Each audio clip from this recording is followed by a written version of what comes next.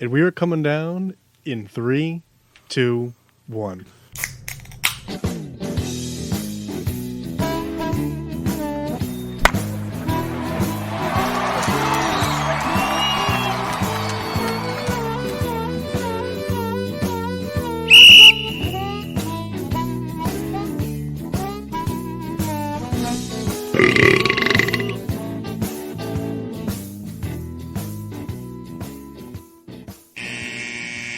Welcome to Getting Sports with Drunk. I'm your hostess, Cupcake the Riddler, and I'm joined by...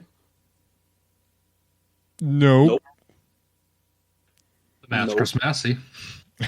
And the Rat of a Red Baron. We don't really have a thing for Kyle. Yeah, I was just going to say nope again. Well, you know what we'll do is we're going to buy like a sampler, and then we'll just have that toilet flushing noise for whenever he's not on. That's actually pretty funny. That's hilarious. Even when he is on, I think that should just be like his That should just be his thing. Yeah. It's like his WWE entrance. Exactly. I had a question for Kendall off air, but then he just went right into recording. I'm sorry. Is it something that can be on the air, or? It can be. It's kind of, I mean, not that anyone listens, but We it was a have. I Christmas. listen. You know how we do our annual Christmas card? Oh, yeah.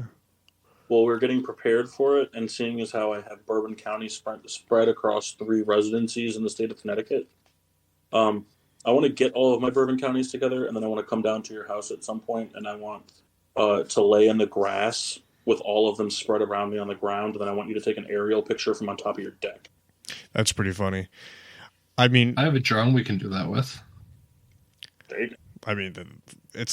This picture is picturing itself.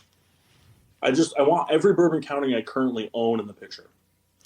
Now, would you guesstimate that you have the most in Connecticut?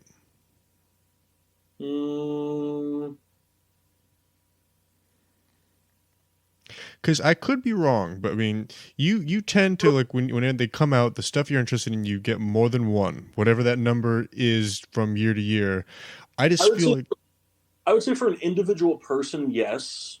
I know there's a married couple that I run into every year down in Norwalk, and they get the max amount that they can get per person. So they usually walk out with like $750 to $900 worth of it. My God. But They live in Norwalk, they can afford it. Well, actually, they actually live in Vista, New York. Even more so.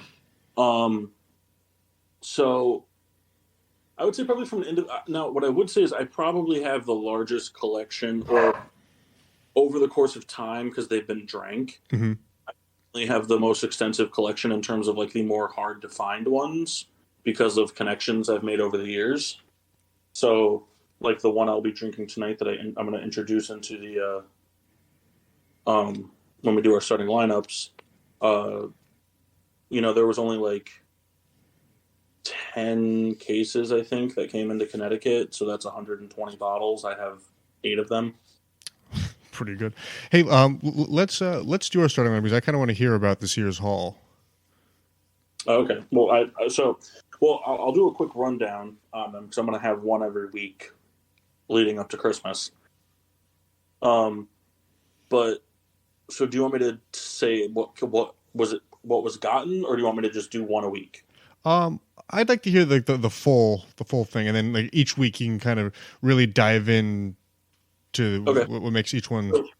Obviously, there was the Bourbon County original brand stout. Is it original bratwurst? Yeah, the Very funny stout.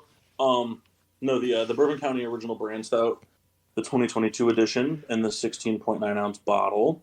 They also came out with the Bourbon County original brand stout in the retro style 4-pack bottles, which those are 12s, right? Yeah, 12-ounce 4-pack bottles, which I did buy. Then for flavor variants, they did the Sir Isaac's Stout, which is, without getting too into depths, is more of a fig-based stout. They did the Coffee Stout, which would be self-explanatory, coffee. And then they did a Biscotti Stout, which, again, self-explanatory, biscotti and spices, so they'll be more, obviously, in-depth on those. And then normally I would start with the Bourbon County original brand stout, but after 5 years of waiting, the fifth addition to the Bourbon County family that was sent out for national distribution, because the only one that was not sent out for national distribution was the Proprietor's Blend. It's a Chicago only release that you have to buy raffle tickets for, and then hope that you pay money to get a raffle ticket to hope that they call your number so you can buy the beer. Pretty cool. After 5 years of waiting, the Bourbon County family has decided to re-release the barrel-aged barley wine, which the barley wine tends to be a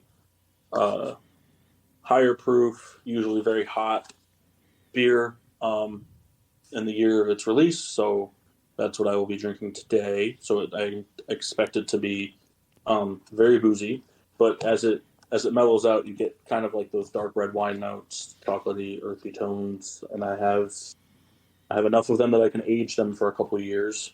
So this year is the Goose Island Bourbon County Reserve 2-year barley wine, aged in Old Fitzgerald bourbon barrels, which is a big deal.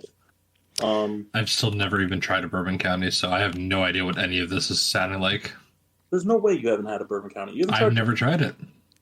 I think you haven't tasted it on the show once. No.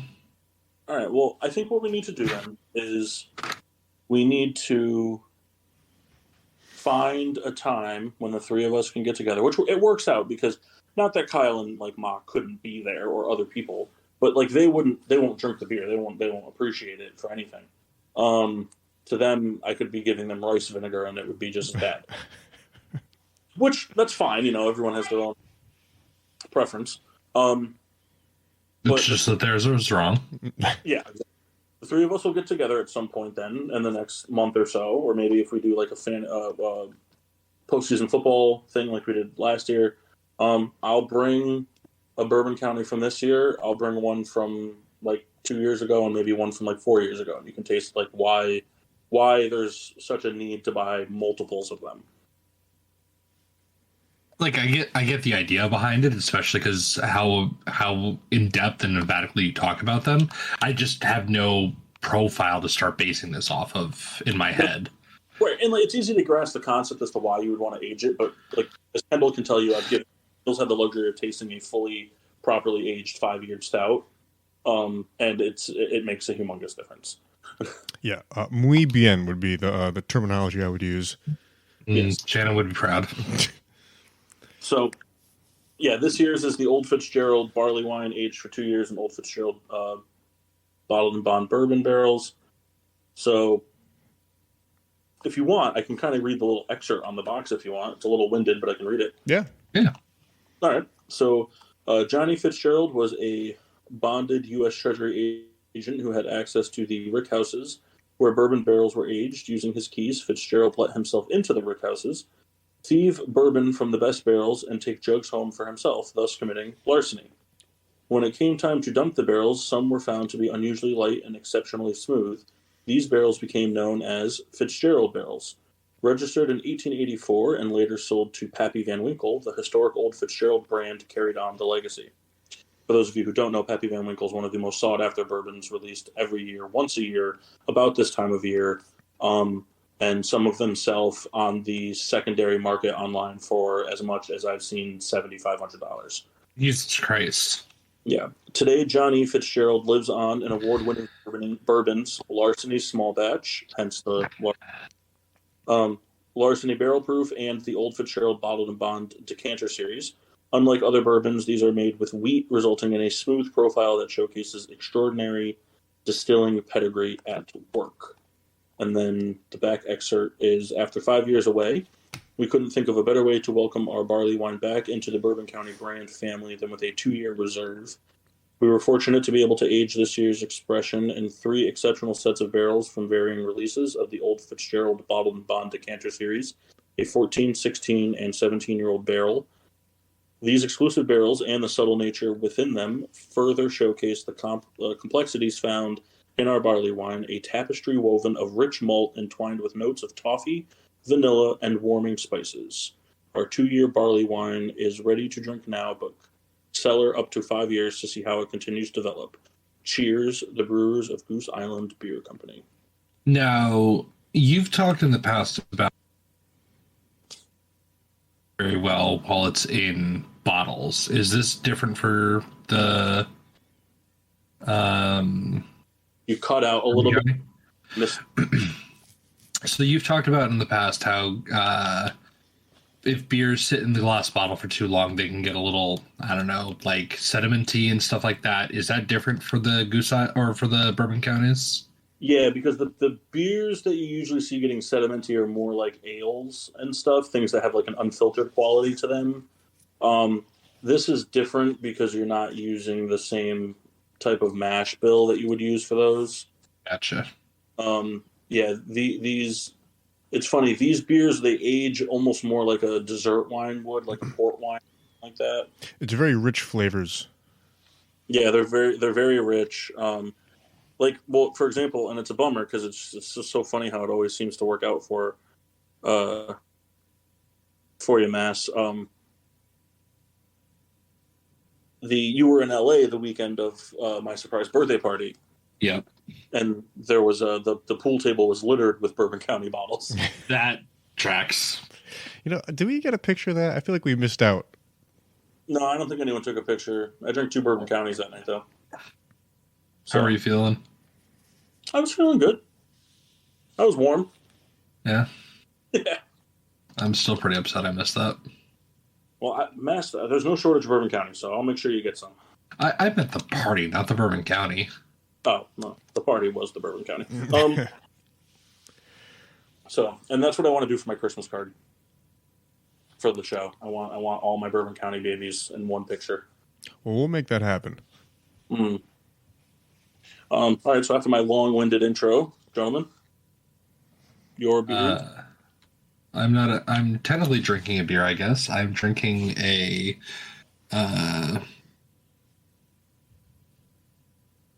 I peeled the label off so I can't remember. IBC root beer. There you go.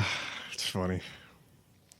It's like I peeled off the label. I was just thinking about it because, like, even if it was like a random beer, like from like a package store and it bought in bottles, like to not like remember like what you had. It's a mass thing to do. Very much. From the Riddler collection, I'm actually having Stag Junior, which is a Buffalo Trace product, if I'm correct. Yep, Sazerac family. That's the Pappy Van Winkle family. I've been having this on and off. I'll do a more in-depth review. I like it, but I'll tell you what, just in general, it kicks my ass. Not in the sense of drunkenness, just it's very, like, I don't want to say harsh forward, but it's challenging. It's got a complexity to it. Yeah. It's good stuff. It's an expensive bottle. Very good.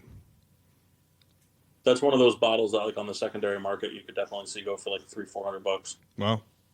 Yeah.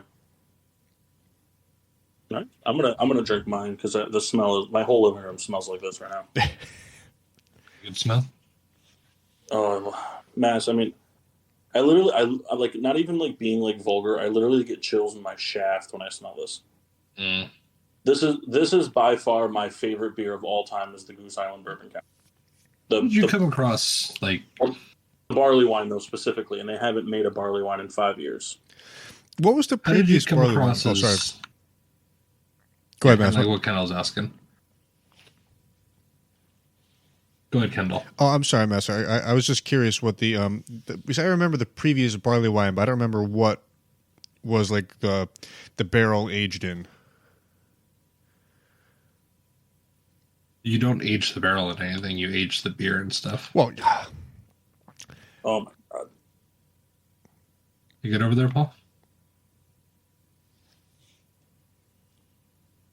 Are you still with us? Do I have to wait to give a review? No, go ahead. 6 out of 5. Wow. No question. Okay. This 3 years from now, this will not only be the best beer I've ever drank, it will by far be the best liquid I've ever drank in my life. What currently holds that title? Probably Pappy 15 year.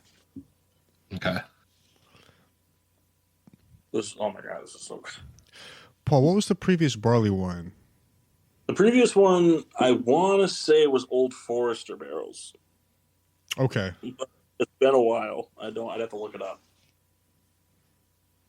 So, Paul, how did you originally stumble upon Bourbon County and find out that that was your favorite? Somebody point you to it, or did you just pick it up one day? No, I picked it up. It was 2011. Yeah, it was senior year of high school, right after graduation. We were at a friend's house. His dad was like the cool dad. His mom and dad got divorced, and his dad was the cool dad that, yeah, have fun with my bar, just don't leave the house. Yep. And I remember asking him one time if I could have this beer that I found. It was that year's, or the previous year's, and it was when they still did the 12-ounce 4-packs. And he said, "You can have one." He goes, "But you're definitely spending the night here if you do that."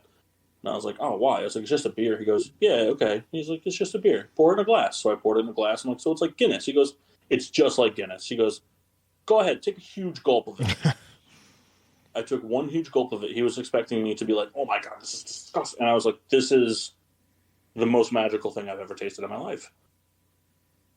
And so he kind of gave me the rundown on its like scarcity and whatnot. I was very intrigued because that was my first exposure to Goose Island, which is usually not the way it goes. Usually the IPA and the 312 are the way people get introduced to the brand. And from there, it was research, and then I was able to get a bottle from this guy every year until I was 21. I was able to only get one bottle. I didn't see the allure in waiting to drink it, so I never aged it. And then when I turned 21, I was working at the package store, and the year that I turned 21, my birthday was the weekend. I think it was like the Saturday after Thanksgiving. We had gotten them in for sale. And the owner said I could buy as many as I wanted. And so I had research at that point and figured out that, you're supposed to age these and et cetera and do whatever. So I had, I bought way more than I could afford and just decided I'm going to sit on a bunch of these. And so, yeah, 2014 was like the year I bought like 8 regular ones. Which are they per bottle usually? So the 4-packs used to run for $19.99 back then. Okay. The 16 ounces now, depending on the store, will run anywhere from 13 to 16 a bottle. Huh. So it's not a cheap investment. No. But if you enjoy it, that's actually not a bad price point. Mm-hmm. Man, Steelers just almost had like a Palomalu's type interception. All right, well, what are we talking about? Dose of excellence? Yeah, any toasts? To everybody that let me buy Bourbon County this past weekend. Well, and personal toast, and to my fiance Samantha, for, even though I knew about it a few weeks in advance, but setting up a surprise visit. I was able to spend. I missed last week's show. I was able to have a week-long visit with my sister, who lives a distance away, and I don't get to see her as often as I would like. So, Fiance. Cool. Yeah. Kendall? This was not recent. It was from this football season, but I kind of just stumbled across it now, and I just thought it was so funny. I guess in the Dolphins, like, locker room area, they had like a, I don't know, it was like a foosball table. Ping pong table. A ping pong table. And I guess the head coach like was happy that they like, hey, they're getting rid of this, no more distractions. But I guess the real case was it was just broken and they needed a new one. Yep. I remember that. It's just so ridiculous. Matt Ryan just threw his first interception on Monday Night Football since 2015. Wow. Only because he hasn't played on Monday Night Football since 2015. Yeah, there you go. Hey, you can't throw it if you don't play. That's right. Amen. Man, I don't know who number 15 on the Steelers is, but ow. Yeah. Do I have a sports-related toast of excellence? I mean, I guess if you want to go from like a straight ignorant pride standpoint, the United States keeping their undefeated streak against England alive in the World Cup. Which is awesome. Yeah. And to Qatar for just hosting the worst Cup ever. Yeah, I mean, what was the deal? There was 2 days before they said no beer. Yeah. Well, so it wasn't Qatar that said no beer. It was, well, Qatar didn't want it from the start, but then FIFA. Part of the deal was that FIFA, they were going to be able to sell beer in the stadiums, but not outside of the stadiums. And then FIFA pulled the plug on it 4 days before the World Cup. And Budweiser had already shipped over $1.8 million worth of product to the country. Yeah, I heard that. Like Budweiser was pissed because they were just on the hook for all this stuff. Oh, this World Cup is going to create a lot of problems for the FIFA organization because, first of all, one of the big things was like a lot of teams were planning on wearing like those rainbowed armbands because in football, the captains don't wear. It's not like hockey or football, American football, where they wear a captain's patch on their jersey.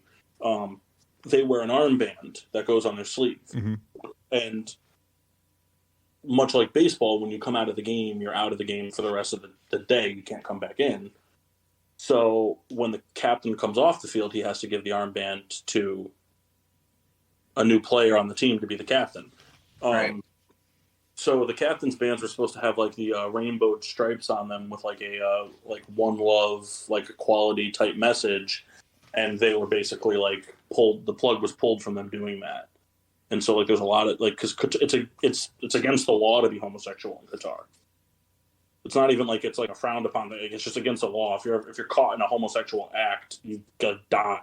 Like you get the death sentence legally. Like get the it's not like Saudi Arabia where like somebody would just catch you and like they would kill you. Like you would go to court and they would say, okay, you're going to jail and you're gonna get the death sentence. Right. So there's just like a lot of problems. There's a lot like David Beckham is like an ambassador for the World Cup. He's receiving a lot of backlash because David Beckham was kind of the first European footballer to be openly supportive of his homosexual fan base and even embraced the homosexual fan base's like love for him. He was the first English Premier League player to pose for the cover of a homosexual targeted magazine way back when, things like that, and like the homosexual community and queer community and England is very like up in arms about David Beckham because of like his support for the World Cup in a place where people can't be people. Yep. And then with the Budweiser thing, there's just other countries are not happy with the way FIFA is like doing things because it's for FIFA it's political. Right. It's money. Qatar is one of those countries that they have a lot of money in, a very small percentage of the population. And, they can throw money at people. Like Qatar, for example, just some fun facts for Qatar, because I know you guys aren't big, World Cup people. And I mean, the World Cup is kind of like the Super Bowl. Like people who don't watch, soccer will still like pay attention to the World Cup more or less. But Qatar is roughly the size of Connecticut from a geographical standpoint. Okay. And the population of actual native Qatar residents, not like, because there's a large population there, but a lot of them are import workers coming from other countries. The actual like native population of Qatar is less than Buffalo, New York. Oh. So Tell me how it makes sense that, the biggest sporting event in the world outside of potentially the Summer Olympics is being hosted in a place where, that's geographically the size of Connecticut with a population of, the 17th most populated U.S. city. Because FIFA is super corrupt. Right, no, exactly. And so that was the point. It's like it comes from a corruption, who's got the money standpoint.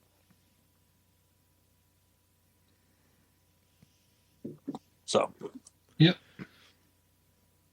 But yeah, the U.S. men are they're undefeated in World Cup play against England. They have never lost to England in the World Cup. It's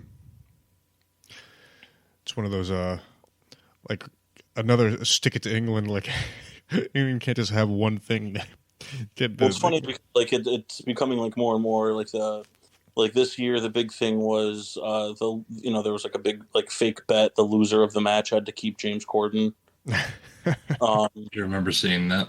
And then I think one of the United States players like had written on a shirt underneath, it's called soccer or whatever. So the thing was like, hey, you guys pride yourself on being like one of the inventors of this game, and you can't beat us at it, but you say we suck. So yeah, what's going on here?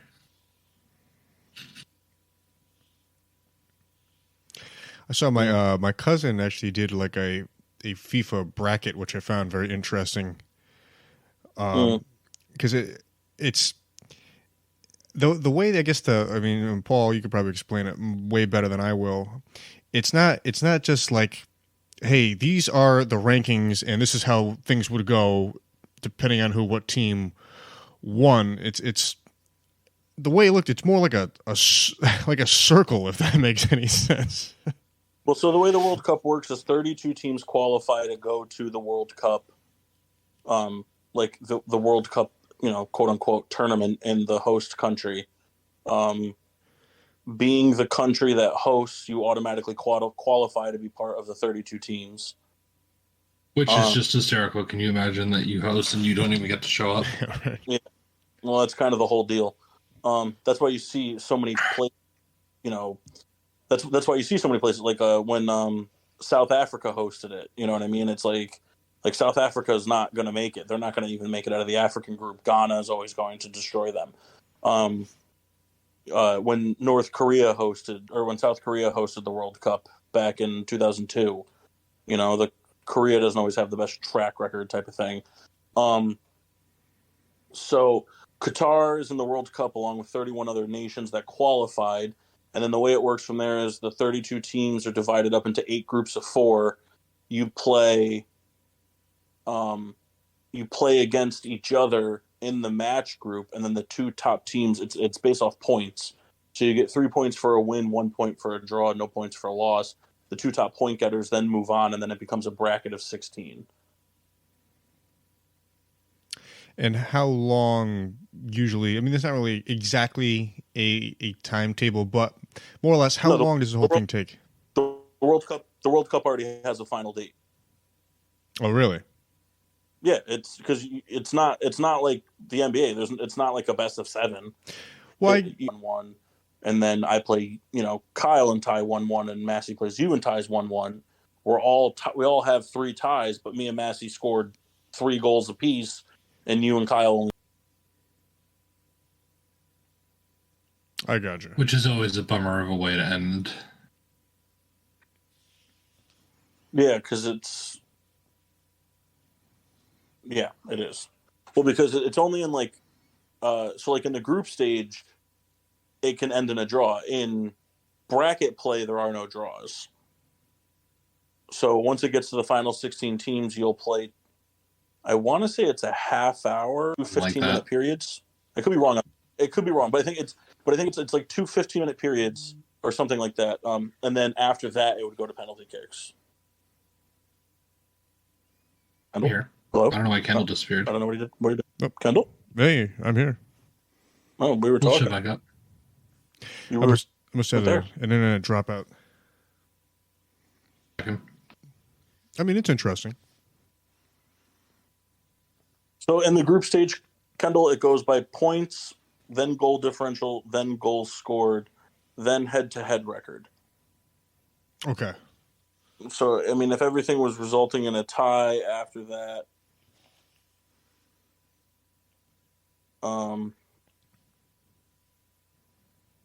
so then step 5 would be the fair play record.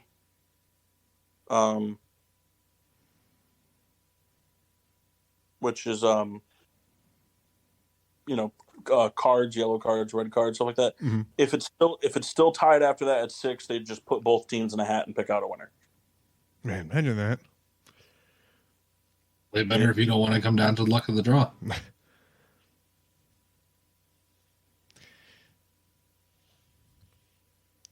It's hard to have bragging rights if you get your name picked out of a hat.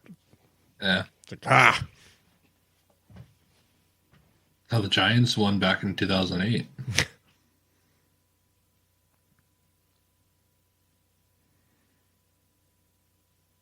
All right. Well, that's World Cup stuff. What else is going on? Yeah, so if in the knockout stage, after 90 minutes of play, it will be extended to a 30-minute extra time period of 2 15-minute periods. There is no golden goal rule in effect. And if teams are still level after 30 minutes, including any additional stoppage time, then the match will advance to a penalty shootout.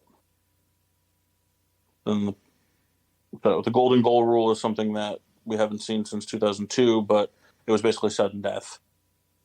So if you scored, you won, which they don't do that, which is good because it shouldn't be that way.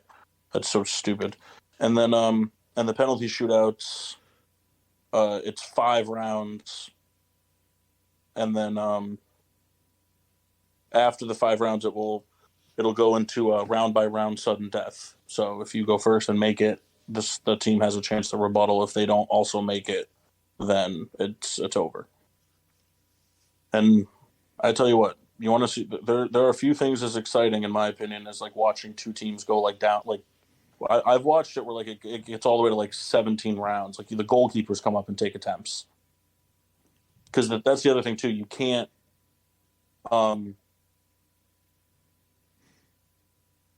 have a player go twice until everybody on the pitch has taken a turn. Mm-hmm. So if you send out your number 1 striker first, he can't go again until the other 10 players have taken an attempt.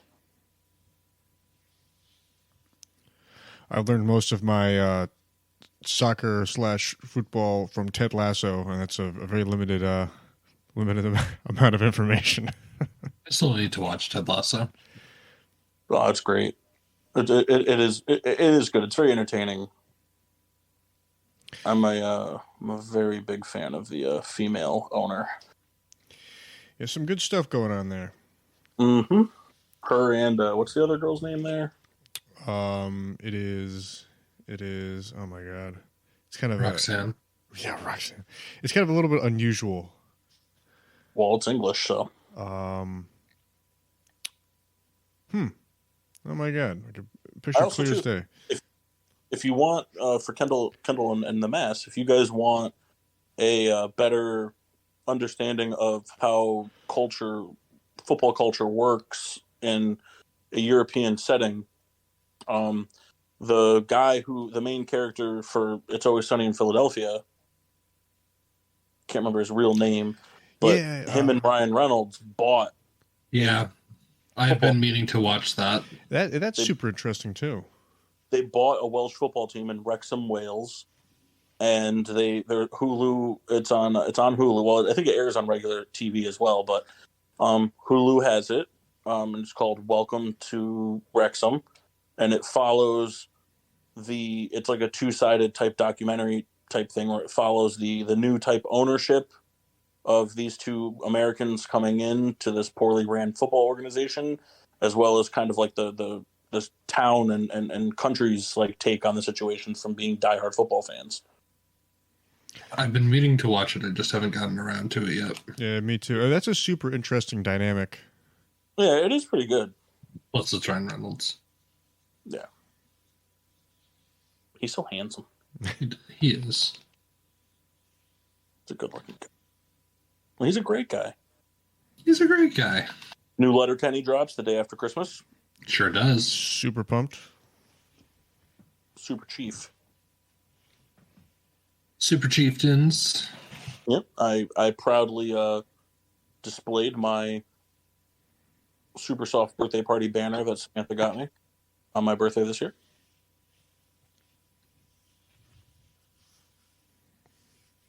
Still a little upset that I missed that. I have a question, by the way. Okay. I was looking through last week's show stuff, and I see 2 Thanksgiving drafts. Is one from last year and one from this year? Yes. Oh, okay. So I would like to. I think that when we do these holiday drafts, and I'm totally fine with doing the Thanksgiving draft every year, even though it's always the same type of stuff. I think that there needs to start being exceptions made when it comes to the protein options. I think that lasagna, turkey, and ham should be all that's allowed. All right. I don't disagree with there are families that do beef Wellingtons and prime ribs. I don't disagree with that. I just think that those types of things, those can be reserved for Christmas. Christmas is more of an open slate for dinner. Whereas You do know that you picked beef Wellington one year, right? I do know that, and that's why I said I was looking at both of them, and I saw there was the beef Wellington, there was the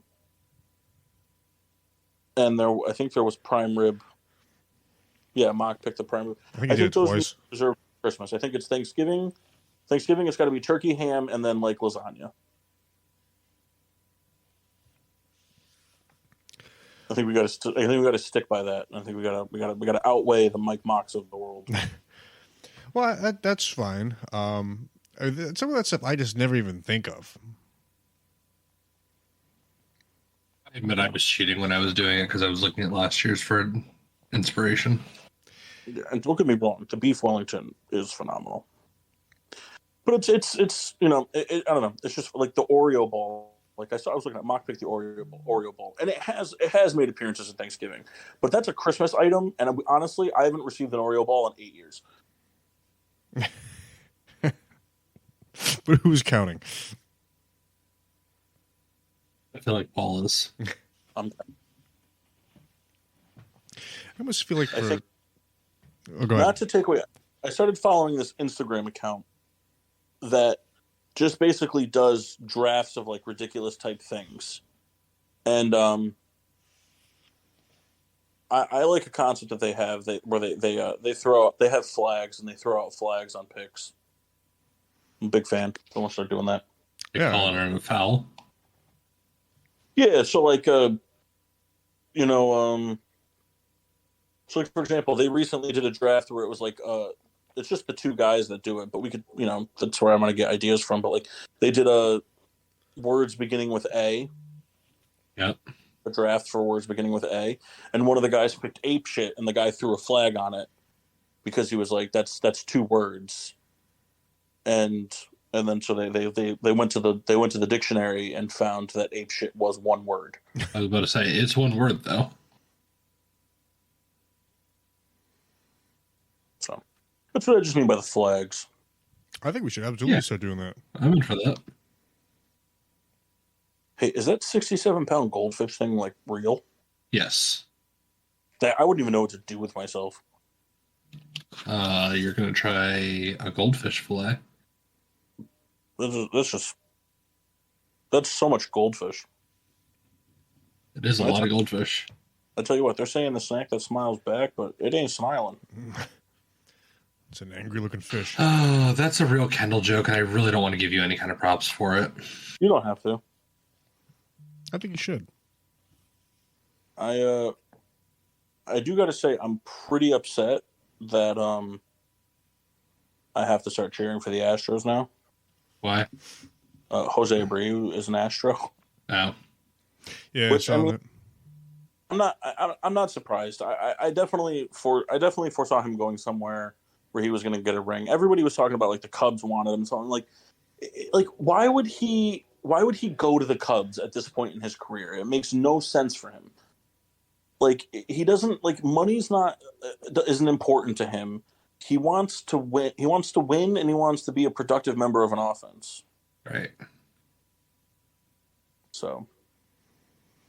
Yeah, I mean, we talked about, I don't know, 2-3 shows back when we were kind of doing our free agency predictions, and I think if there was a desire for him just to stay in Chicago, wouldn't he just still play for the White Sox? Like, hey, I'm gonna go across town. I think the White Sox moved on from him more so than him moving on from the White Sox, because the last game of the season that didn't mean anything for the Chicago White Sox. They he sat out, right? he sat out the game because he wanted to take it all in, and that was kind of like my sign that like he's not coming back, and that was more management kind of saying like we're not going to pursue a new type thing. And the reason I think the reason behind it is that the White Sox are starting to get a little concerned with some of this premier young talent that they had started their rebuild around, and how it's not panning out, like Yohan Moncada not being what he's supposed to be, Eloy Jimenez and Luis Robert having continuous injury struggles. But then on the flip side of that is the next generation of younger players that they have been bringing up to replace those guys have been taking big leaps and bounds, like Andrew Vaughn, for example. Andrew Vaughn was hitting around the 300 mark for the majority of the 2022 season. But because Jose Abreu was playing first base and Eloy Jimenez was playing DH due to injuries, Andrew Vaughn, who is a career first baseman, was forced to learn how to play right field or left field. And he did okay, but there were times where, a traditional left fielder would have made the play. Right. Andrew Vaughn is a routine first baseman. He's got pop. He gets on base a lot. And I think that the White Sox were feeling the pressure in that somebody like a Jose Abreu, who is a first baseman, he's a good defensive first baseman. He wants to play first base. Having him around locks your roster up into other things. And the White Sox, having Andrew Vaughn out in left, what it does is it gives you a somewhat liability in left field. It takes away speed from the position. And it shortens out your bench because your utility infielder isn't there to play first base because he's playing left. And so I think this was more so a move to put Andrew Vaughn at first and then approach the free agency market in looks for a better defensive outfield. And then kind of go from there. Because and like I said, they've already brought in Clevenger. So they're trying to address the starting pitching woes from last year.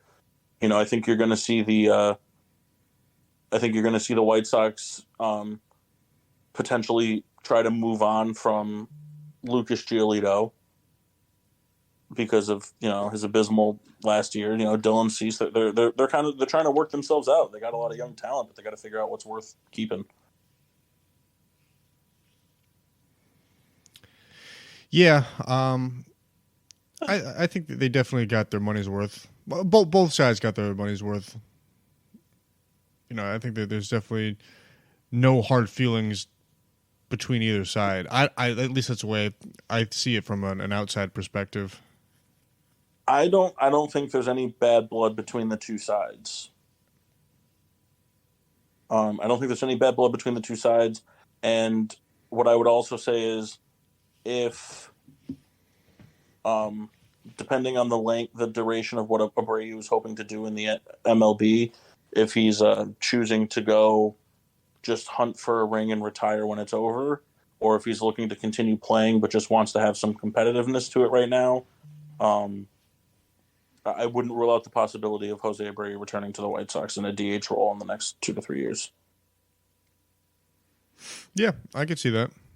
These things, they happen in sports. It is what it is. And baseball is funny too. You see, I think more so in all the major four, the ability to be productive still at an older age is just so prevalent. Yeah. You see guys producing at 38, 39 years old on both sides of the ball. Yeah.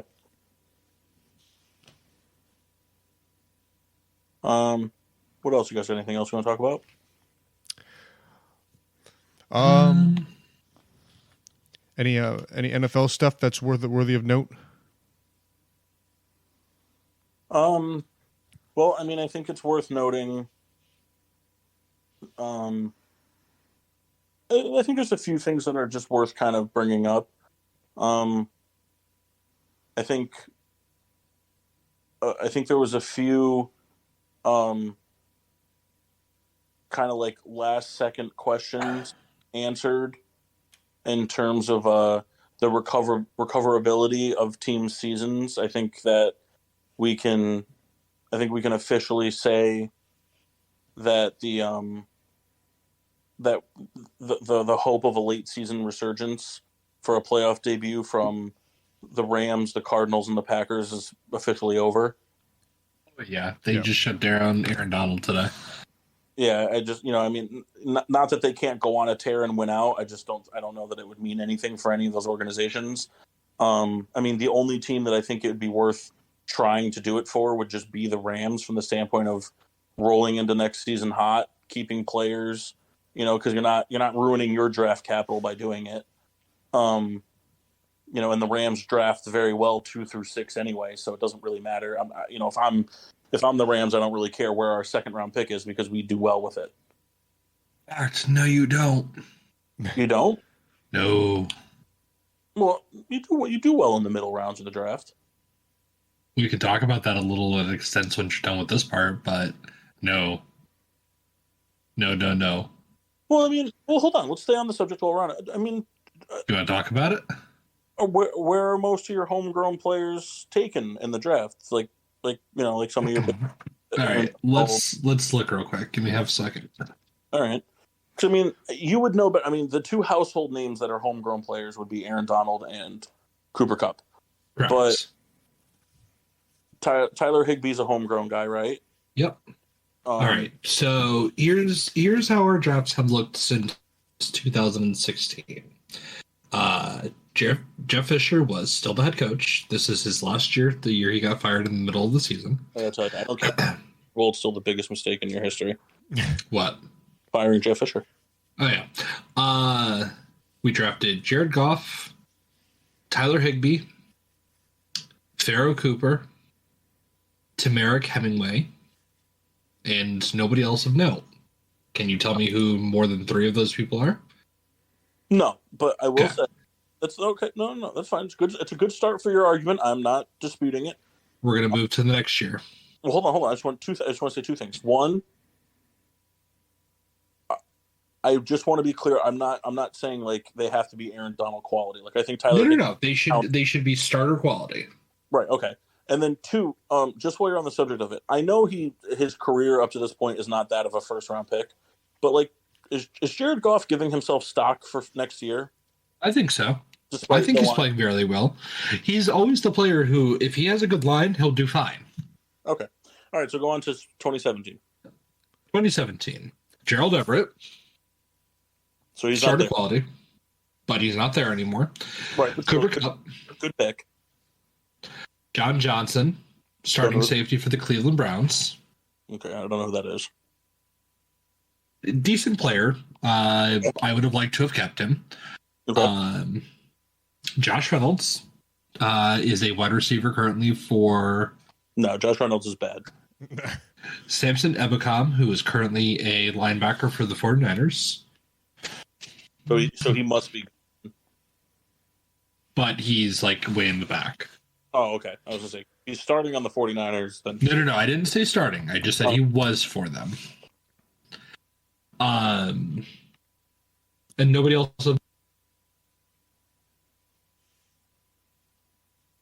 Joseph Noteboom hasn't been great. Brian Allen hasn't been great. Jonathan Franklin Myers has been fine. Great name. Except he plays in New York, not in LA, because we cut him. Micah Kaiser, not great. Agbonia Okoronkwo, who is a starting linebacker for the Texans. That should tell you all you need to know. John Kelly, who is the 4th string running back in San Diego. And Joe Kelly's grandson.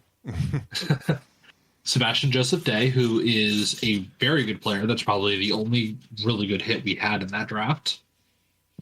And that's that. Let's move on to 2019.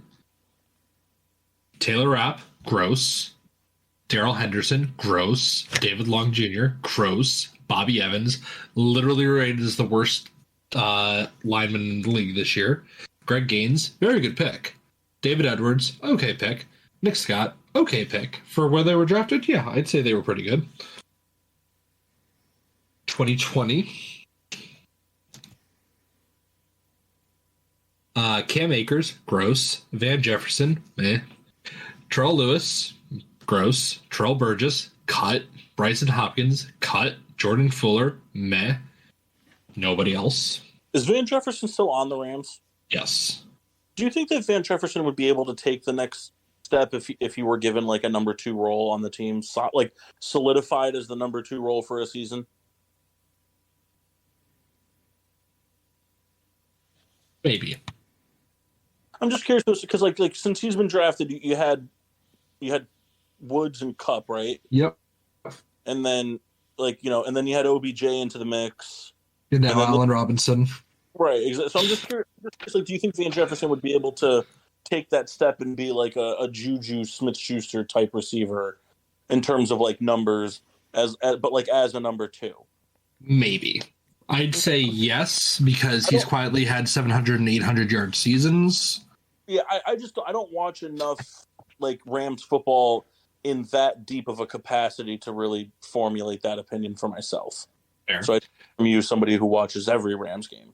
So here's 2021, and we're going to do one more after this, and then we're done. Tutu Atwell has 6 career receptions.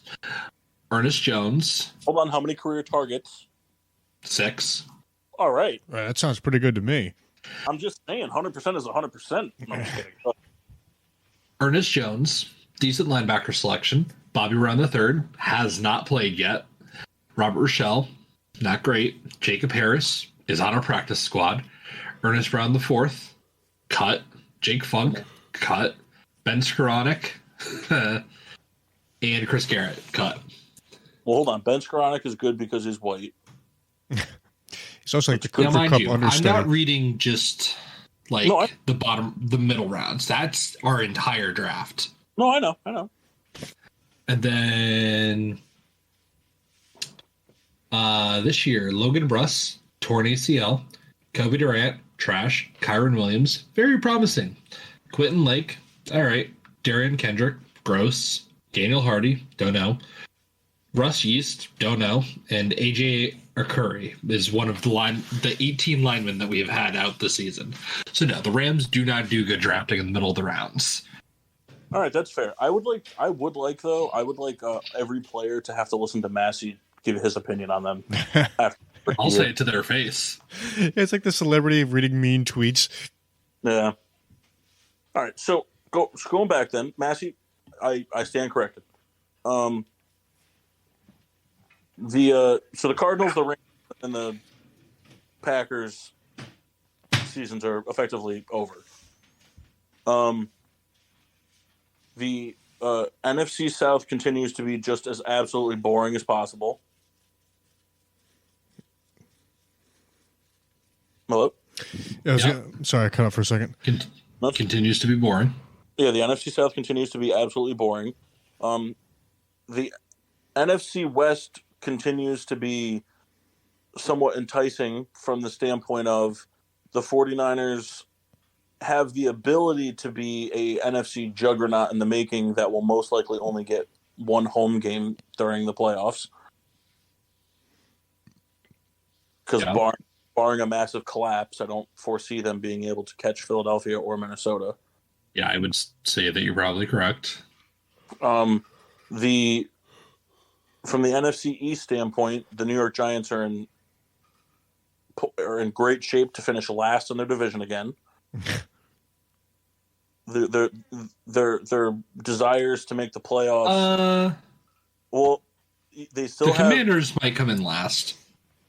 Well, it's going to come up to those two teams to decide it because they still have to play each other twice. Yes, but the Giants still have to play the Eagles twice.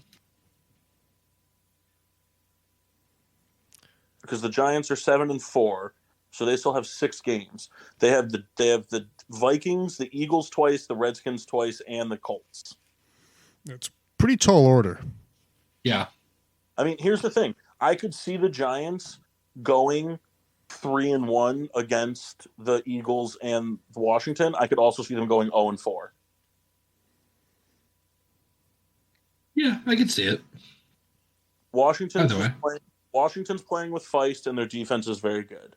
And Philadelphia is just a better team. I don't care. You know, if Mock was here, the argument would be who is Philadelphia beat versus who have the Giants beat. And it goes, you're absolutely right. But one of them has beat 3 teams that you haven't. Yeah.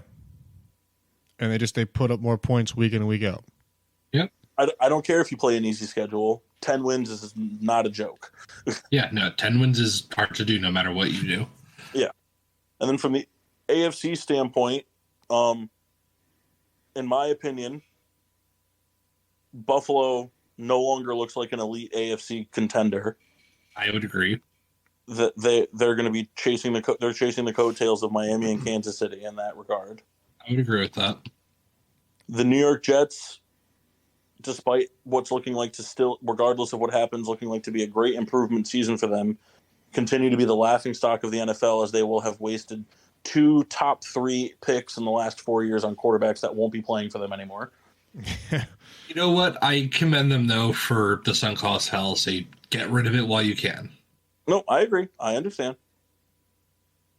You take the swing, you see if it works. If it doesn't, fuck it. Move on to the next. If I'm Baltimore, I'm very scared of Cincinnati because they're continuing to look good without Jamar Chase. And he comes back next week. And I mean, that's pretty much it. If I'm Baltimore, I'm also shitting my pants because I don't think Lamar's going to play here next year. Yeah, I mean, well, they kind of have all the power still, though. They can franchise tag him once, and that's it. Right, but it guarantees that he either plays for you or doesn't play. It's true. So I mean, like, Lamar's still not in the driver's seat, quote unquote, yet. That's if Baltimore can afford to pay him, though. Well, what do we say about the NFL mess? It's true. Money comes from anywhere. It's like the price. It's like whose line is it anyway? The money's made up and the points don't matter. Yeah. We've seen flashes of it here and there, but this past Sunday was the first instance since being drafted that Trevor Lawrence has looked like a number 1 overall pick. Yes, he looked very good. And I don't even know what to make of what's going to happen in Denver next year. Yeah, what a mess. It's so funny. I love it so much. I feel bad for Denver fans, but I mean, this is up there with like the biggest kind of like whiffs ever, with so much hype. But I'll tell you what, this just goes to show, not to toot my team's own horn, goes to show what a fucking home run the Rams hit by grabbing Stafford and actually winning with him. How hard that is to do. Yeah, I mean, I think this assumption, and it comes more from fans than anything, that, hey, this guy is good. You can plug him in anywhere, and the results will be the same. Yeah. You know, it's kind of like bullshit, though. What? The Rams are going fucking like 15-2 next year. God, I hope so. There's no way they don't. There is a way that they don't. Dude, you're gonna play fucking Carolina, Chicago, and fucking Washington. All of which will look to be improved teams. Not as improved as you guys will be. Just when you got Matt Stafford can throw the ball regularly. No. I don't know. It's going to be an interesting offseason to see because we've talked about it. Like, I shouldn't say we. It's been discussed on plenty of like Twitter threads and Reddit threads and stuff like that, as well as some of the writers. There's a real possibility that Stafford and Donald retire this offseason. Yeah, it's true. And if that happens, oh boy. Well, if that happens, you just trade everybody. If that happens, I mean, I still want a Super Bowl. I'm all right for the next few years. If that happens, you just trade everybody and start over. The only person I would say no trading to would be to Donald and Cup. Everybody else can go. Those are the two I want retiring as Rams. Everybody else, Stafford, I would love for him to retire as a Ram. I still don't know if he ever went into the Hall, what he would go in as. Who, Stafford? If he ever went in. Stafford's getting into the Hall of Fame. The Super Bowl solidified that. I think he's getting into the Hall of Fame. I don't think it's a question anymore. I still think it is, but I don't know. We'll see. But I don't know what he's going to go in as. Probably a line, if I had to guess. Unless he were able to win another one as a Ram, I don't think there's any chance he goes in as a Ram. Well, it depends how much longer he plays. Even if he plays 5 more years for you guys, if he doesn't win another ring, I think he goes in as a Lion. Which is fair. I mean, because here's the other thing too. Even if he plays, if he manages to stay healthy enough and play 5 more years for you guys, that's still, that's still what, 12 or 7 years. Yeah. He played 12 years in the Lions organization. God fucking bless him.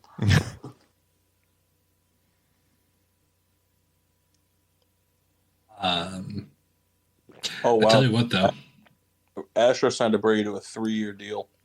Is that a lot or a little? It's a lot given his age. He's turning 36 in January, so he'll be playing. He'll be playing for them until he's almost 40. Well, players can play till they're 40, can't they? Yeah. No, but it's just it's just interesting for the Astros to do something like that because who knows where they're going to be in 3 years.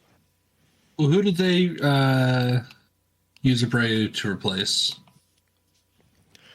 Well, not really anybody, because that's a very fluid lineup. They could kind of, first he'll be a DH. Who's their first baseman? Alvarez? Oh my God, yes. Oh no. Abreu, he'll replace Yuli Gurriel. Okay. So he'll replace Gurriel at first base. But that's the thing too, and we kind of talked to this a few months back. Now we kind of talked about the Astros. I think they've definitely peaked, and they're kind of on what I perceive as the down slope of their dynasty. Yeah, they just won, but I think hell of a down sweep. But I mean, you see it in baseball. There's teams that are good for we'll call it 5 years. 5 years. Yeah, and if they get a World Series out of it, great. And a lot of teams don't, and they kind of go back into obscurity until they have that upswing again. The Astros, despite everything that's happened, they have 2 World Series, and been to 3, I think, if I have my memory right. Who do they lose to? They lost to the Braves? To the Dodgers? No. No, they beat the Dodgers. They lost to the Braves. Yeah. Okay. Did they make it to the World Series last year? I'll check real quick. Who did the Nationals beat? They might have beat the Astros. The Nationals might have beat the Astros. That's what I'm thinking. 2021 was between the Braves and the Astros. Okay, so the Braves beat the Astros. Who do the Nationals beat? Looking right now. Nationals beat the Astros.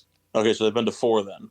Yes. They lost to the Braves. They lost to the Astros. They beat the Dodgers. They beat the Phillies. Yeah. Yep.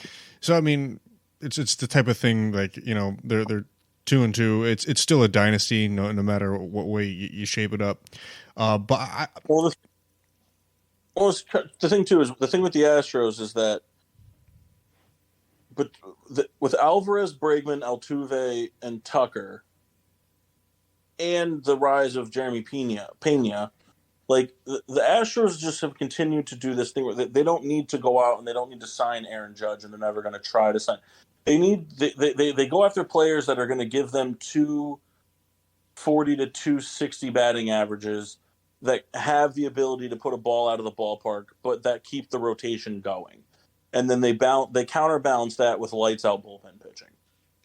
Yeah. And they kind of follow the same arc that like the Dodgers have. The Dodgers have been relevant for a very long time.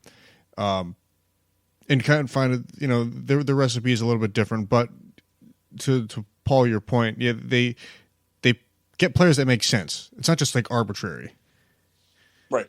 Football, and I mean, like there's exceptions to the rule, like the Yankees and like the New England Patriots, but the NFL and the MLB are not like the NHL and the NBA from the regards of the greatest of the great of a certain generation don't frequently win multiple, if any, world titles.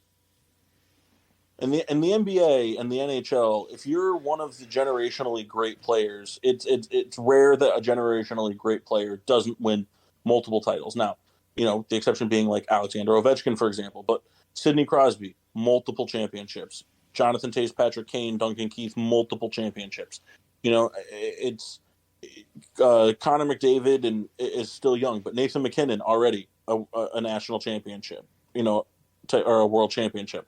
In the NBA, LeBron James, Dwayne Wade, Kobe Bryant, Steph Curry, Shaq. I mean, like Michael Jordan, Kareem, Magic Johnson, multiple titles. But Aaron Rodgers won 20 plus years of playing for Peyton Manning. 2 separated by over 10 years. Yeah. Matt Stafford won. And not Aaron Donald won. Aaron Donald won. Dwight Freeney won. Charles Woodson 2? I think 2. Right? One with the Raiders, one with the Packers. No, they lost. The Raiders didn't win. The Raiders lost to the Bucks. Hold on. Charles Woodson. But like, it's like the NFL. Only one. Huh? Only one. Yeah, there's the outliers. The Tom Brady, the Jerry Rice. But like Walter Payton won. Barry Sanders never went. Gale Sayers NFL championships, but not multiple. Maybe 2. I don't know if what I mean. But like, and the same thing with the MLB. You look at it from the MLB standpoint. Aaron Judge, none. Mike Trout, none. I feel bad because Trout will probably never win one. Clayton Kershaw, 1. There's like I listen to the Tony Kornheiser show a lot, and I disagree with him, but I agree with him from the standpoint, like in his mind. Is he the Tony from PTI? Yes. Yeah. Okay.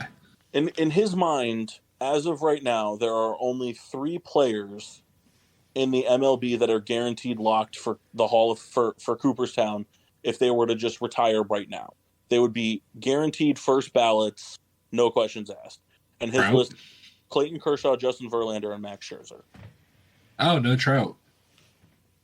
So the thing with Trout would be longevity, not no playoffs, things like that. No, so I disagree with him from certain standpoints. Like Trout, I could see the arguments you could make, but I think there are hitters in the league that would like, for example, like. Oh, sorry, no, he said 4 because Albert Pujols was on that list when he was saying it. But like I don't foresee how Yadier Molina is not a first ballot Hall of Famer. I don't foresee how Paul Goldschmidt isn't going to be a first ballot Hall of Famer. You know what I mean? But like, there's still roundouts to the career. But like, you look at that list though. Verlander has 2. Yes. He won 2 as an Astro? Yep. Oh, no, he won was the Tiger, right? No. No, the Tigers lost when they made it to the World Series. Did he was on the Astros for 2? I'm he pretty was sure. on the Astros for 2. His first year there was their first win. Okay, so Verlander has 2, but 2 over a long period. Scherzer has 1, and Kershaw has 1. These are 3 guys that we're saying, and I think everyone would agree, are guaranteed Hall of Fame pitchers. Yeah. We're guaranteed to the Hall of Fame. barring doing something like absolutely absurd, like shooting up a school. You know what I mean? Like Max Scherzer could go out and fucking stomp a dog down, and he'd still get into Cooperstown. Like, Let's hope he doesn't do that. no, I know, but I'm just saying. But like, it's MLB and the NFL are very interesting from the standpoint of that the greats. It's hard for the greats to win multiples. It doesn't really work like that. It's because they're team sports rather than individual ones, where individual can carry them super super far. See, it's funny though, because the argument that baseball is not really a team sport. In my opinion, in baseball, there are only two team components to baseball: pitcher, catcher, second, and short. So let's give an example for just for haha's sake, just to, because I don't know a whole lot about baseball. You're gonna fucking school me in some shit right now. Yes. Oh, you're still there? Yeah, I'm here. Yes. Oh, there we go. So let's say you have one great player that you're expecting to carry your team, and the rest of your team around you is just okay. Yeah. It's very easy to take that one player out of the game and work around them, isn't it? Well, yes. Yes and no. Well, I say yes from the standpoint of let's go back to 4 years, 4 or 5 years ago, pre-Ohtani days. You could intentionally walk Mike Trout every at bat, and then take your chances with the other 8 guys. Right.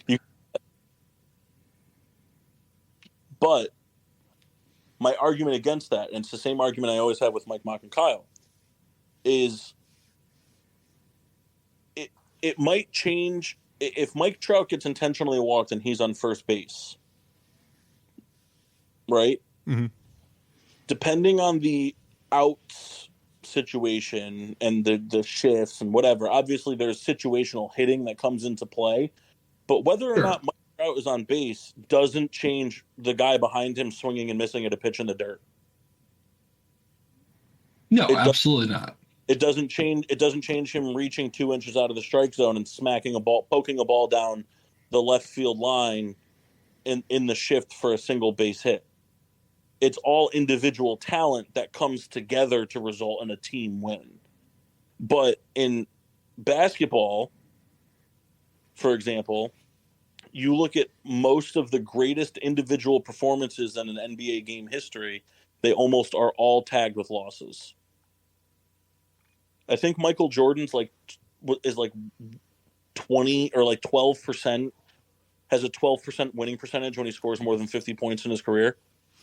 Yeah, I mean, you can even look at his all-time highest scoring for the playoffs. He lost to the Celtics in that game. It's because if he's doing everything and nobody else is doing, right, then it's harder to make up the deficit. It's the same thing within football. If one receiver is getting open and doing everything, how many games has Justin Jefferson put up 100+ yards on 10 catches and 2 touchdowns and the Vikings have lost? That's fair. You know what I'm saying? Because if everybody else is or the same concept, the 5 guys on the offensive line are completely responsible for the entire flow of how the offense is going to perform. Right. We saw that. It's the perfect example was the Bucs-Chiefs Super Bowl. Patrick Mahomes was almost completing the most absurd passes anyone has ever seen in their entire life. Yes, can confirm. But because the offensive line couldn't do anything, it meant almost nothing. Right. Or on the flip side of it, you look at a team like, fucking.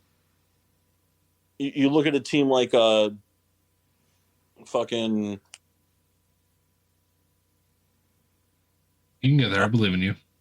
I know I'm blanking really hard right now on the team. You want us to help you? It's not like the name. I can't. I'm trying to think of who fits the example. What's the example? I'll give you a team. No, I don't want your help. You fucking bastard. That's rude. Yeah. But so I'll just Seattle. Seattle 6-5. They're looking at a playoff spot. the offense can put up as many points in a game as you want them to, but the defense doesn't go out and do anything. Oh, yes. Okay. So from that standpoint, there's 11 guys that don't ever share the field with the other 11 guys, but the way that they're playing is resulting in the team not doing well because the offensive gas. And how many times do we say it? The defense is on the field too much because the offense doesn't move the ball. Yeah, all the time. You know what I mean? But like in baseball, that's why I say pitcher to catcher. I think anybody in anybody in baseball will tell you, and across all levels of it, from little league all the way up to the MLB, that a good catcher is like having a manager on the field. And so catcher to pitcher is definitely a team dynamic, and then second to short for the shift plays and the turning double plays and those types of situations. But the center fielder, it makes no difference if the center field, they communicate. I got it. But you don't ever see the left fielder just not running after a fly ball because he's like, oh, the center fielder's got it. That's it. Like that's his ball. You know what I mean? Right. Like just it's a sport of individual performances that are measured from a team standpoint, if that makes sense. That's the way I look. That's the way I look at baseball.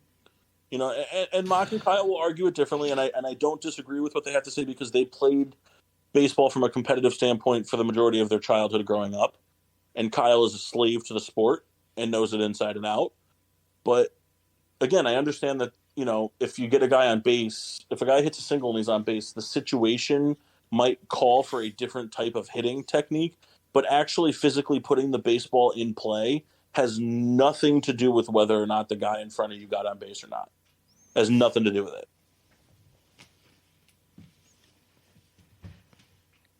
Can't disagree with any of that because I don't know enough to.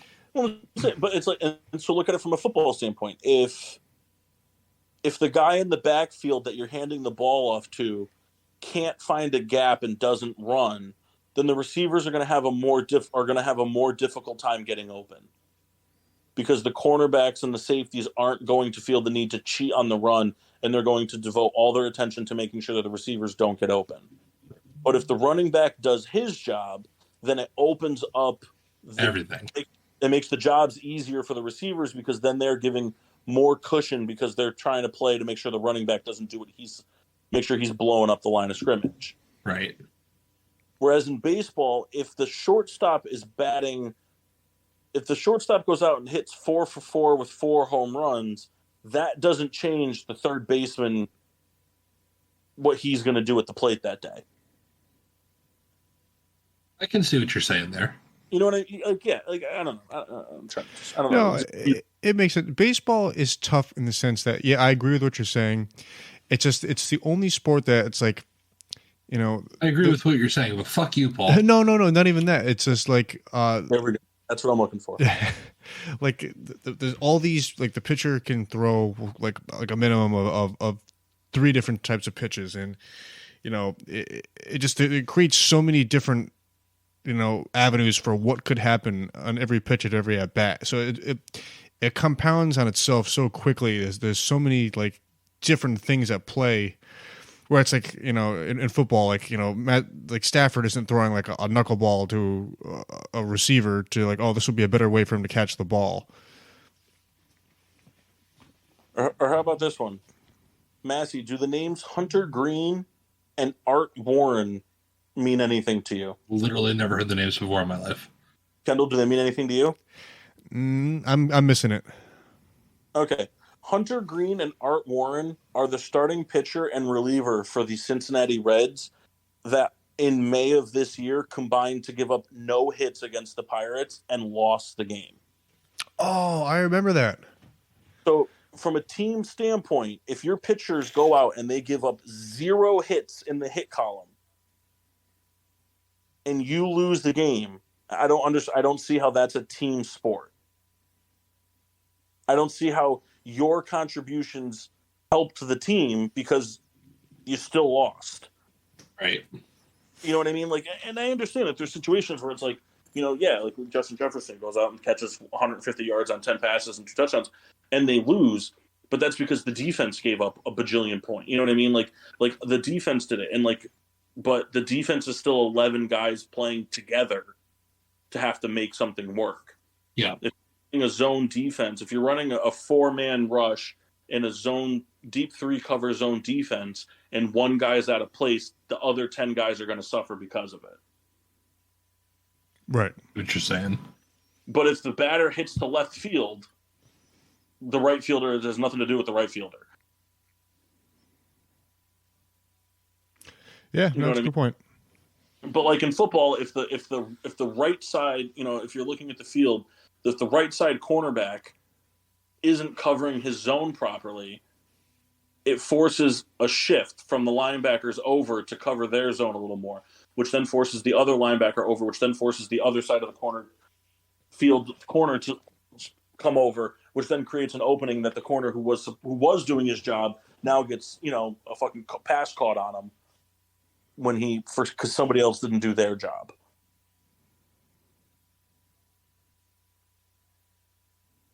Makes sense. Yeah, I don't know. I'm off my soapbox. What else? Anything else? That's funny. I never remember how we got on this topic. We were talking about who Abreu was replacing in Houston, and then you started talking about dynasties. And then we started talking about the greats and how they... Then we're here. All over the map we are. That's all right. This is some of the best discussion we have. I love this kind of stuff. I always used to laugh in college. One of my roommate, Logan, would always say it was the never-ending football conversation.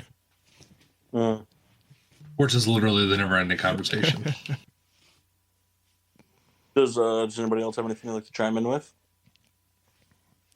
I'm trying to think, and I don't think I've got anything. Covered a lot of... I found this cigarette dispenser I want to get Kendall for Christmas. What's that? It's a red barrel. You take the top off and you put the cigarettes in it, and then you put the top on, and it's Santa with his, coming out of the barrel, like the old school cartoon where like he's wearing the barrel's clothes. Yep. And when you lift up the barrel, a cigarette pops out as his penis. That's actually very funny. That's hilarious. Yeah. I like that a lot. I'm a big fan. There's some pretty wacky smokers items out there. If only you smoked. If only. I just came across these Nike Air Jordan 1s that are painted in Teenage Mutant Ninja Turtle colorways.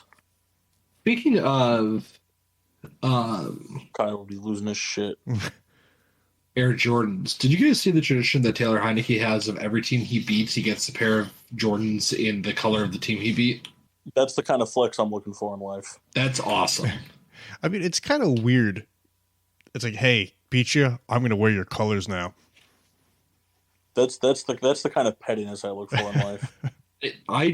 That's awesome. I love everything about it. It's funny. Do you remember he had, I guess it was in 2020, that stretch of however many games where just everything went his way?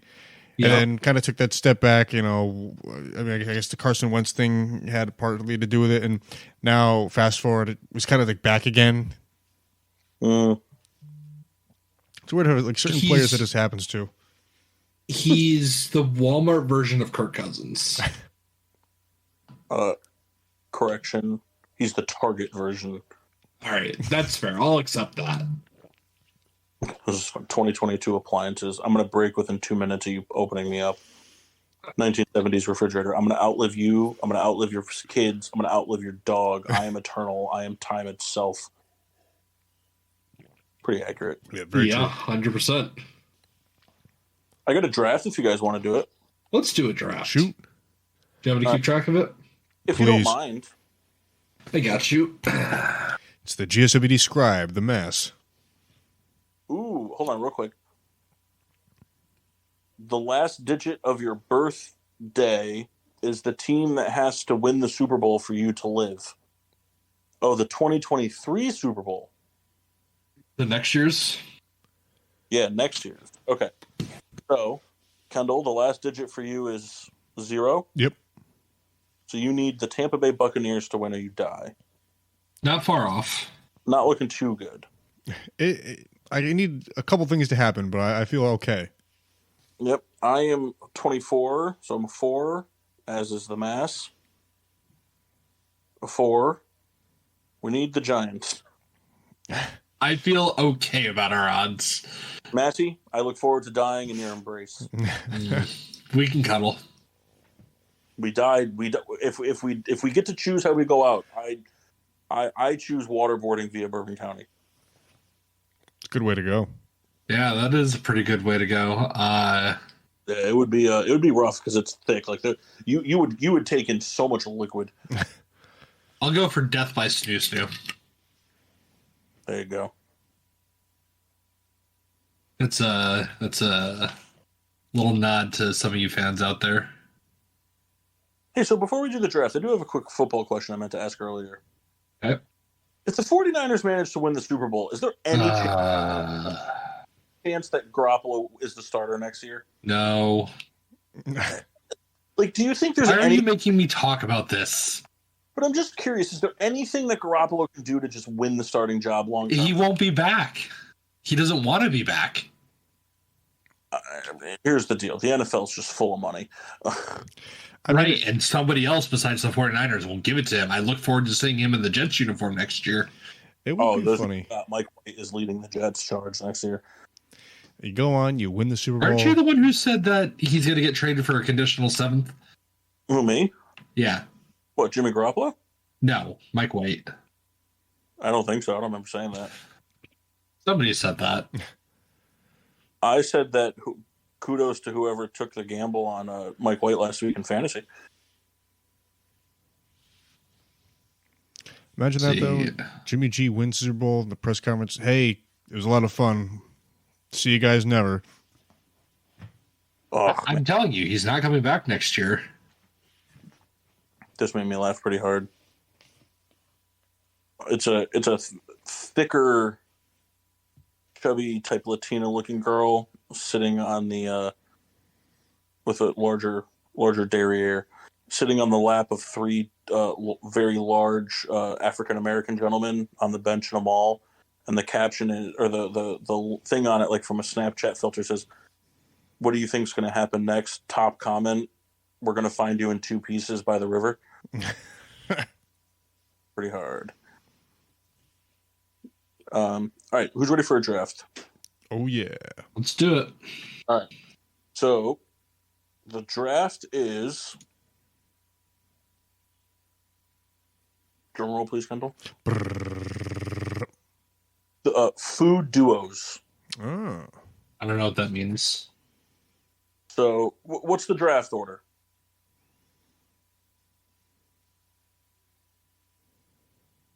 Give you an example. All right. We got Mass, me, Paul. Of course, Mass goes first. So I have to explain it instead of just taking a pick so we can fix it. I mean... Yeah, so Mass, food duo, like 2 foods that like are distinctively just go together. Yeah, like Chinese food and chocolate milk. No, but just like 2 foods that distinctively go together. Like it wouldn't be like they're commonly one with the other. So like I'll give you a for example. It doesn't have to be, but like chips and salsa. Oh, okay. You know what I mean? Like food duos, like 2 things. Man, the Steelers defense is just all over Indianapolis.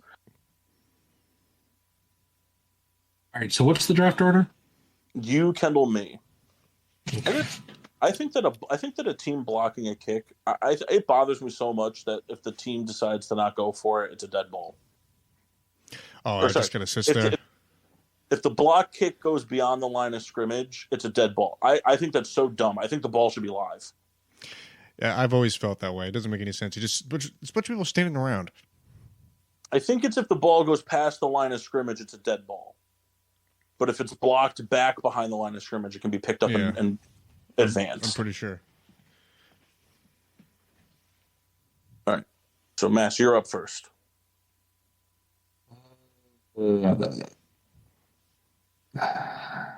and challenges can be thrown.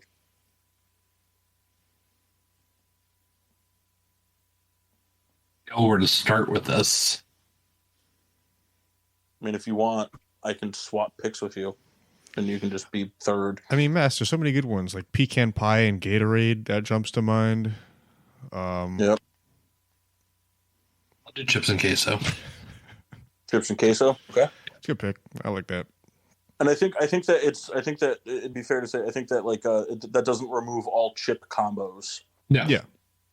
So like chips and salsa would still be like available. Yes. Okay. But queso not be. All right. I'm going to take cheese and crackers here. Okay. All right. Hey, I'm a big fan with your guys' two picks that you've made so far. I like Massey going with the exciting, athletic young guy in the queso. And Kendall, I like you going with the staple. You know what you're going to get. Savvy veteran. Well, no, I wouldn't say savvy veteran, but what you're going to me is you're going to see here. I'm going to take back-to-backs here. I'm going to take two veterans. I think arguably, it'd be interesting to see these two guys on the same team because I think that they've been competing for face of the league for quite some time. You're going to go ahead and give me peanut butter and jelly. Mm. And I'm going to back that up with the co-competitor face of the league. Give me the macaroni and cheese. Yeah, those are classics. I thought about that. I just, yeah. I mean, that feels like a single dish more than it is a combo. But it's two foods. It is two foods, but technically peanut butter and jelly is three foods. No, it's not, because I didn't say peanut butter and jelly and bread.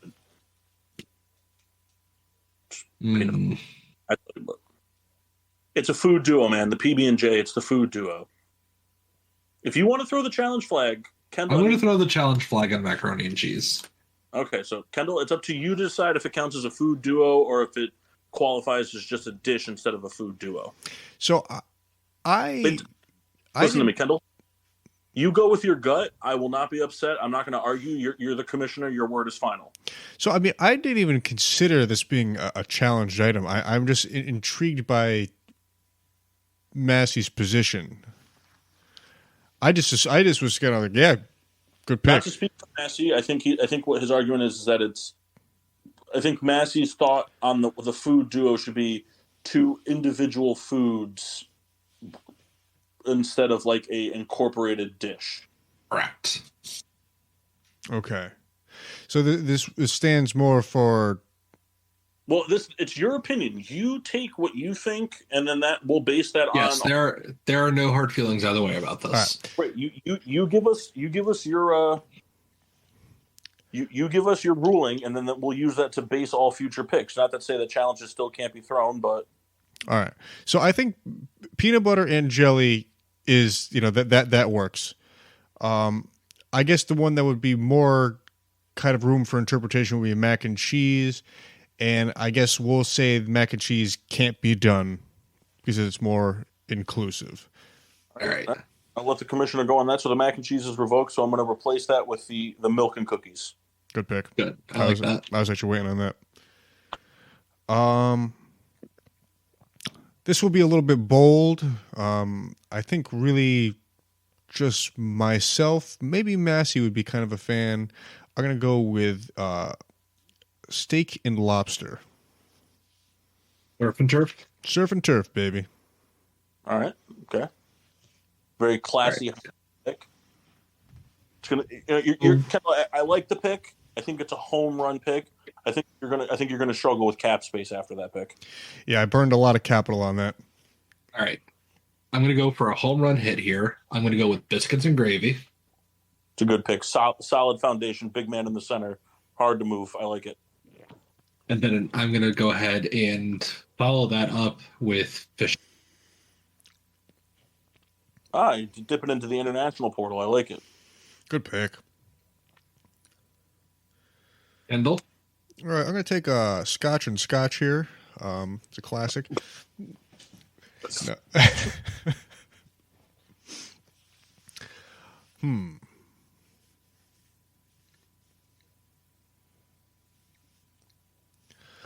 I'm just gonna kind of go an easy one here. I like chips and salsa a lot. I'm just gonna grab that up. All right. I'm looking to go simple here. I want someone to control the offense. Somebody that you know what you're going to get from them, but you're not disappointed at all. Give me bacon and eggs. Ooh. Yeah, I was wondering when that was going to go. And then because I'm going to go with the more veteran, PB&J and the bacon and eggs and even the milk and cookies. It's a very veteran offense here. Get some young blood in there. We not necessarily young blood, but we need to be able to spice it up a bit. And so I'm going to take salt and pepper. I like it. Kendall? Did you see the spice pun? I did. I liked it. That went right over Kendall's head. Wait, which one? The spice pun. The one that he made that you didn't react to. I said I got to get a player that's going to spice things up. Oh, well, I did the salt and pepper. I did... No, but I said I need players that are going to spice it up, and then said salt and pepper. Oh, it was good. I like it. Salt and pepper are spices. I'm aware. Oh, I didn't think you understood. Okay. Right. See, I got a food item. I'm having trouble. It doesn't really have like a pair. It's kind of like a solo act. That doesn't fit. I mean, you can say it with a secondary item, but there might be a challenge flag thrown. Yeah, I feel like I'm not even going to take the risk. Well, you don't lose the pick. Yeah, you still get the pick. The only thing you really risk is that if it's challenged and overturned, you risk Massey or myself coming up with a better secondary option and getting it. Yeah. Yeah. But, so, I mean, that's sometimes that gamble's worth it. Yeah. All right, I'll go for it here. I mean, you don't really hear this in a sentence, but like wings and beer.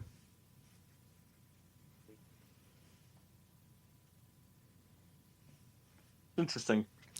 Because it's not like it's never like advertised as these things. That's more so like restaurants that like Buffalo Wild Wings of the world. I'm gonna let Massey let it pass. I'm gonna let Massey make his own decisions. I'm gonna tuck the challenge flag away on this one. I'm gonna do the same. I'm gonna let that pass. I'm gonna chalk that up to a happy hour menu. All right. It's not something I could hear anybody saying in a sentence, but wings and beer. I mean, I think that they go hand in hand. Yeah, I'll let that go. I'm good with that. All right. I'm gonna tuck it away there. I'm gonna tuck that away. All right. I'll take it. I'm going to go ahead and take what I feel like... I can't tell if this is going to be an unpopular pick or not. It's one that I adore. I'm going to go ahead and take the chicken and waffles. Oh. A good pick. Didn't even think about it. And then I'm going to go ahead and... what are we going to...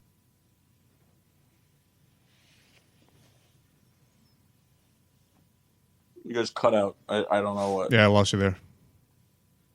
I don't know what I'm going to follow this up with. You know what? I think I need a drink to go with this, and you guys are going to laugh at me for this one, but that's okay. I'm going to take tequila and lime. All right. No, I mean, here's the thing. I couldn't even justify a reason to even think of a challenge flag on that. No, that's how it is. I think it's a bizarre pick. I think it might be a reach pick, but I don't disagree with it being a food duo. You know what? Can I make a quick adjustment to that one? I'll pass it. I'll agree. Yeah, go ahead. I'm going to change my drink of choice. Okay. I'm going to go for root beer and ice cream for a root beer float. Nice. There you go. All right, on to Kendall. Well, it's funny. Is I was ready to go lock and load. I had brownie and ice cream. You can still do that. Yeah, well, it's funny that you changed because it was just like I was geared up and I heard the ice cream. I'm like, oh no! So you're going the brownie a la mode? Oh yeah, big fan. So I mean, I've locked in my dessert with the milk and cookies. You know, I've got the vet, and and honestly, in my opinion, the face of the league in peanut butter and jelly. You know, I think that's just franchise. You know, hands down Hall of Famer right there. That's first ballot. The salt and pepper to keep things lively. You know, and then I brought it. We're gonna go for one more round. Just pick this, and then we're gonna go back around one more time. All right, so if we're gonna go that route, then I need a heavy hitter down low. Give me the spaghetti and meatballs. Oh, good pick. I was wondering if it was ever gonna get picked. And then let's see. I need something. Like I'm struggling.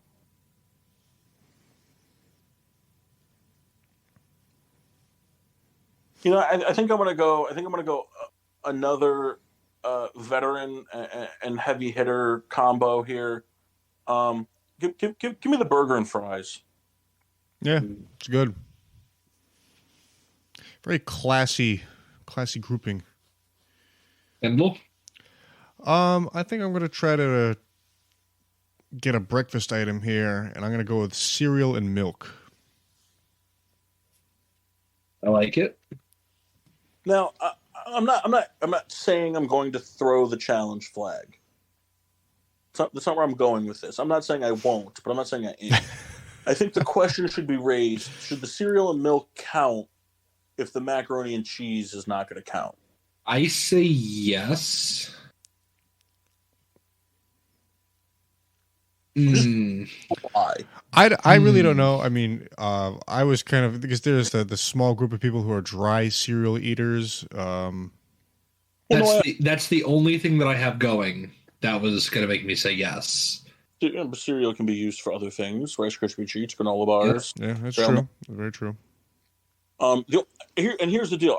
Saying this benefits me in no way, because by being challenged, the macaroni and cheese is eliminated. It can't be, if we decide that cereal and milk flies, mac and cheese can't be brought back into discussion. It's been, so I'm not benefiting from bringing it up. I'm curious as to, Kendall, I'd like you to give me an argument as to why this should fly, but the macaroni and cheese should not. Well, see, this is where it's tough, because until Massey challenge, I really didn't consider. I will say that, like, when you're making, mac and cheese, it's kind of like, I think for the majority of people, it just, comes out of a box. The cheese is either like in a liquid pouch or a powdered form where you're adding milk and butter. So it's like one kind of like grouping. I mean, some people will go and they'll actually take the cheese and they'll make a roux out of it, and it's a lot of work and it comes out better. So in that regard, that would be like two separate items come together. I view macaroni and cheese as a base. I view cereal and milk as a... Hold on, this needs to stop. Kendall, you don't use cheese to make a roux. You use a roux to thicken up the macaroni and cheese. This is also correct. Well, it's milk and flour and cheese. You said that, and I stopped listening to everything you said after that. Yeah, you don't use cheese in a roux, Kendall. I've done that several times. No, you haven't. Yeah. You add it after you've made a roux, maybe, but you don't use cheese to make a roux. No, a roux is butter and flour. Yeah, that's all it is. I've added cheese right out of the gate. And milk. But then that's not a roux. But why not? Butter, flour, cheese together in a pan? Yeah. Like, you didn't mix the butter and flour together to make a roux? No, I just kind of threw one. Like, I knew I was doing with cheese. I wasn't planning on doing anything else. I just, cut to the chase. You didn't make a roux. You just made cheese sauce. Yeah. Well, roux, cheese sauce, and 6 in 1. No, you didn't make a roux because the flour and the butter didn't combine together to make a roux. I'm saying it's one and the same. If anything, you kind of one step deep fried your cheese. Yeah. I wouldn't do a roux for basically anything else. Well, you do roux for tons of stuff. I use it whenever I make Cajun food during Fat Tuesday. Anything with a thicker sauce, it has a roux base to it. You have the roux is the starting base for the sauce, and then the counterbalance to the roux would be the slurry, which you would use to then thicken up the roux. Or you would then thicken up the sauce with a slurry, a cornstarch slurry. Yeah, Kendall, that is not a roux. What you do is not a roux. What you do is a one-pot sauce. It's there's nothing wrong with it. It's just not a roux. I'm just saying that for Here's the a deal, mac Kendall. and cheese. I'm gonna tell you three things here, okay? I'm not gonna throw the challenge flag for two reasons. The first reason is that macaroni and cheese, while it is more or less a two food component dish, is a dish. Whereas cereal, while I do think if most people said you had cereal for breakfast, they would assume there was milk in it, doesn't necessarily mean there's milk in it. Reason number two, I'm not going to throw the challenge flag, is I personally know a person that puts their cereal in orange juice in the morning. Yuck. What is that, and where can I find them so I can beat them to death? There's actually a lot of people that do that. And I guess I'm going to be busy then. And number three, and the most important, is that, Kendall, you're so wrong about the roux that it's not funny. In fact, I'm actually offended as somebody that cooks dinners. You don't make a roux. It's not a roux. I'm saying it's a roux. I love you, buddy. You're wrong. Kendall, here's the deal. You want me to think it's a roux? Next week when we do the show, you have a week to prepare a 100-word statement on why it's a roux. I'm gonna call my good friend Emerald. He's gonna back me up here. All right. Well, you have 100 words, and none of them can be bam. So, bam. We're gonna let cereal fly. So, Massey with the last pick. All right. So I have a couple different choices here. I'm curious to hear where the first one lands. Cereal and cheese. How do you feel about spinach and artichoke dip? I'm going to throw the challenge flag on that. Okay, I thought so. I'm going to throw the flag because, simply for the fact that while the spinach and the artichoke are the food duo that come up with the name. It's not a two food pairing that makes it possible. If you just put spinach and artichokes in a bowl, you wouldn't have spinach artichoke dip. That's fair. All right. You would just have the world's grossest mowed lawn of all time. So I'm going to throw the flag for that. That's fair. I respect that. I'm going to go ahead and do a dark horse. Then I think I'm going to do peanut butter and chocolate. Okay, I can get with that. I can get with that. We're getting into Christmas season. I'm going to actually, next weekend, I'm going to make some Buckeyes. Nice. Ooh, I'm an ignoramus. What's a Buckeye? A Buckeyes. Peanut butter and chocolate and just a circle. It's a peanut butter ball dipped in chocolate. But you mix the peanut butter with powdered sugar to give it a more crumbly texture versus a creamy texture. Sounds good. And then you dip all but the top face of the ball so that it looks like it's an eyeball. All right. Essentially. It doesn't look like an eyeball, but you know what I mean? It's called a Buckeye because it looks like a buck's eye. All right, that's the draft. The gentleman, I have a question for you. Yes? What are you guys doing on Sunday the 11th? Sunday the 11th. It's a good question. I don't know. I feel like there's something. My calendar, all that says is that my car payment is due. But I guys want to maybe get together and watch some football and or some Letterkenny? I would like to do that. Kendall, I'm going to throw the challenge flag on you wanting to do that. Because you're probably going to have to work and or train. That's true. Well, I don't think I have anything on the calendar. Massey, I'll have to get back to you tomorrow. All right, that's fair. I'm not saying no. I know that next weekend I'm booked up all weekend because I have. It's December. I get it. December's fucking busy. Well, December 3rd, we all have a wake that we're invited to. Yep.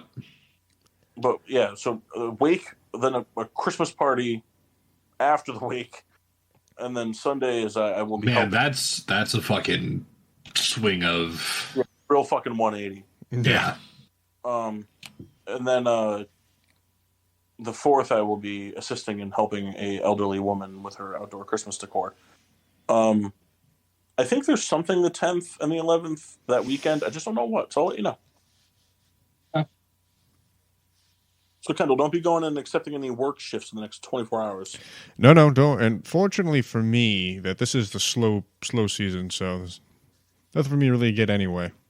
You'd be proud. I turned down 2 offers back-to-back weekends. For what reason? One being for the wake. And the other one because you wanted to go training on Saturday last weekend? That would be correct. Yep. You wouldn't have turned down a work shift for us, though. I've turned down many work shifts. I don't think that's true. It is very I true. don't believe it. I don't believe it either. I'm going to throw the challenge flag on that. Well, I'll put some cheese in a pot. Tell you what, I'm going to go on Amazon right now and buy challenge flags for these drafts. We should. That'd be a lot of fun. You know what? Here, I'll do this.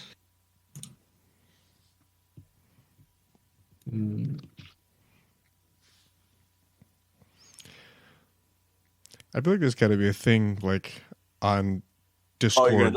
On Discord, you're going to do something, Mass? Yeah. All right. Okay. I got the thing opened. Are you okay? All right. Okay, Derek. I'm looking again at the picture you put up of the Bourbon County. Is very festive. It is, isn't it?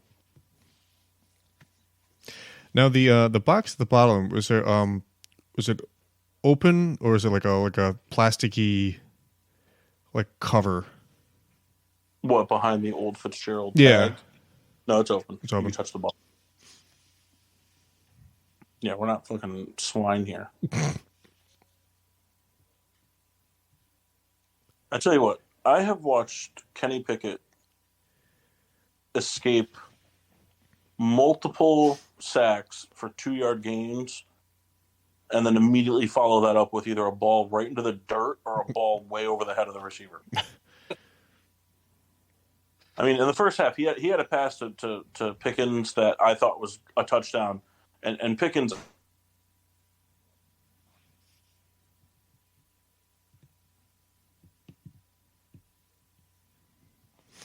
Talk about the fact that this is going to be possibly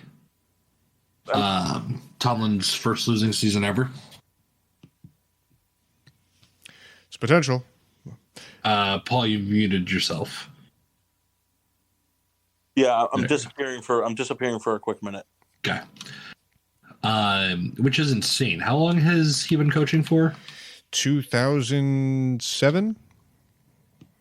That's nuts. Yeah. Well, I'm hoping that something. I mean, I'm not expecting the playoffs. I'm not expecting a deep playoff run. If that were to be something that could be maintained in any way. Are you gonna win tonight? So they're up right now. I haven't watched the game at all. I mean, I haven't, because just unfortunately the way I have things set up in here doesn't really allow me. I could set up like the iPad or whatever, but it just makes the internet laggy, and I want to make sure that we can do this.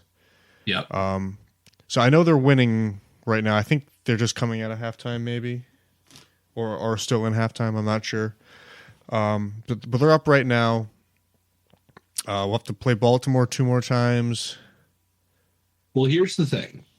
You're up 16-10. And you're on the 12-yard line for Indianapolis. If you win tonight, you could only lose 2 more games in the season. Yep.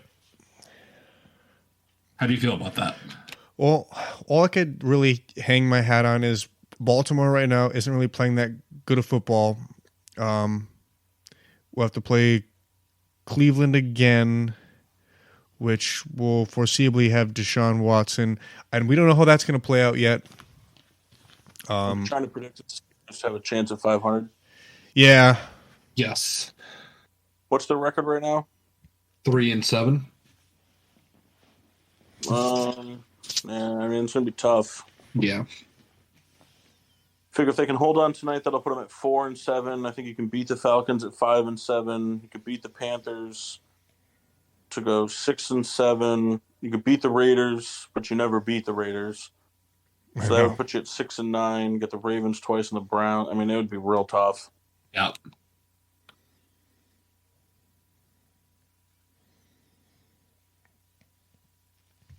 I'm hopeful. I believe in you, Kendall. Mike Tomlin's gonna be like the real life Undertaker. We're gonna he's gonna go into the Hall of Fame with only one under 500 season.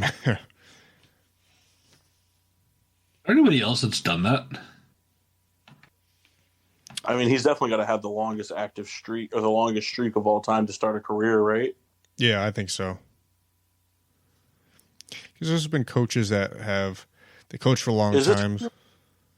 Is this going to be Sean McVay's first under 500 season? No. I think 2 years ago. Right before Stafford? Yeah. Oh, okay. Oh, Matt Ryan has defeated 29 of 32 NFL teams. Only two defeated is the Steelers and the Patriots. This is going to be Sean's first losing season as head coach. He was 9-7 their worst year. That's interesting. I mean, I honestly would like to see anybody else do anything with the injuries that we've had. I believe somebody stated today we're only 10 games into the season. We have the most combinations of offensive line ever in NFL history already. Yeah, it's funny. I mean, it's one of those things. Like I try not to have the conversations with our good friend Mike Mock about the Giants, because one, as a Chicago Bears fan, and this is something that Massey and Kendall and Kyle haven't experienced, is the real, and really, I mean, I've experienced them more than anybody, is the real woes of being an NFL fan. I got very lucky because for a while I was down there with you. Right, but like even still, like if you look at your franchise, like history, you've been to 4 Super Bowls in 22 years. This is true. You know what I mean? The Steelers have been to a lot. Well, since 2000. That's kind of when that's kind of like our consensus considering about the start of our fandom. So the Steelers have been to 3 since then, right? Yep. And the Giants are 2-0. The Bears have been to 1 and lost. But like over the past decade, Mock and I have really struggled on the NFL fan bus, unlike you guys. Because even when the Steelers, like we said, even when the Steelers have not been great, they've found a way to win. And the past 5 years, the Rams have been improving, and then won the Super Bowl. Yep. And if they're going to have a bad year this year just to come back and win the Super Bowl next year, I think Massey would agree. Worth it. Yeah. 100%. So, but I really want to, the injury bug is a topic of conversation that you hear a lot with Giants fans. And I said it at Thanksgiving to one of Samantha's cousins, that was talking about it. And I'm like, the Giants are banged up, but I think the other thing too is that like the Giants just aren't as good as like Giants fans just think they are. I mean, am I going to argue with winning games? I'm not. They won games. They've won 7 games. My team has won 3 games, and one of those was in a complete rain fest that really it was a crapshoot as to who was going to win that game. So I'm still very happy you guys won that game. Thank you. I am too. But I look at the New York Giants, and this is where I stand on them. The Giants are a team that they've won games, that they've won a lot of close games, and that's important. But you look at it, it's like they beat the Titans by 1 point. They narrowly escaped the Panthers. They lost to the Cowboys. I'll give them. They beat the Bears. They beat them by 8 points. That to me, if you win by more than a score, then you're good. In fairness, that is a score. Yeah, no, it is. But it's like, so then they beat the Packers by 5, a team that is far inferior to them record wise. Then they beat the Ravens. That was a real win for them.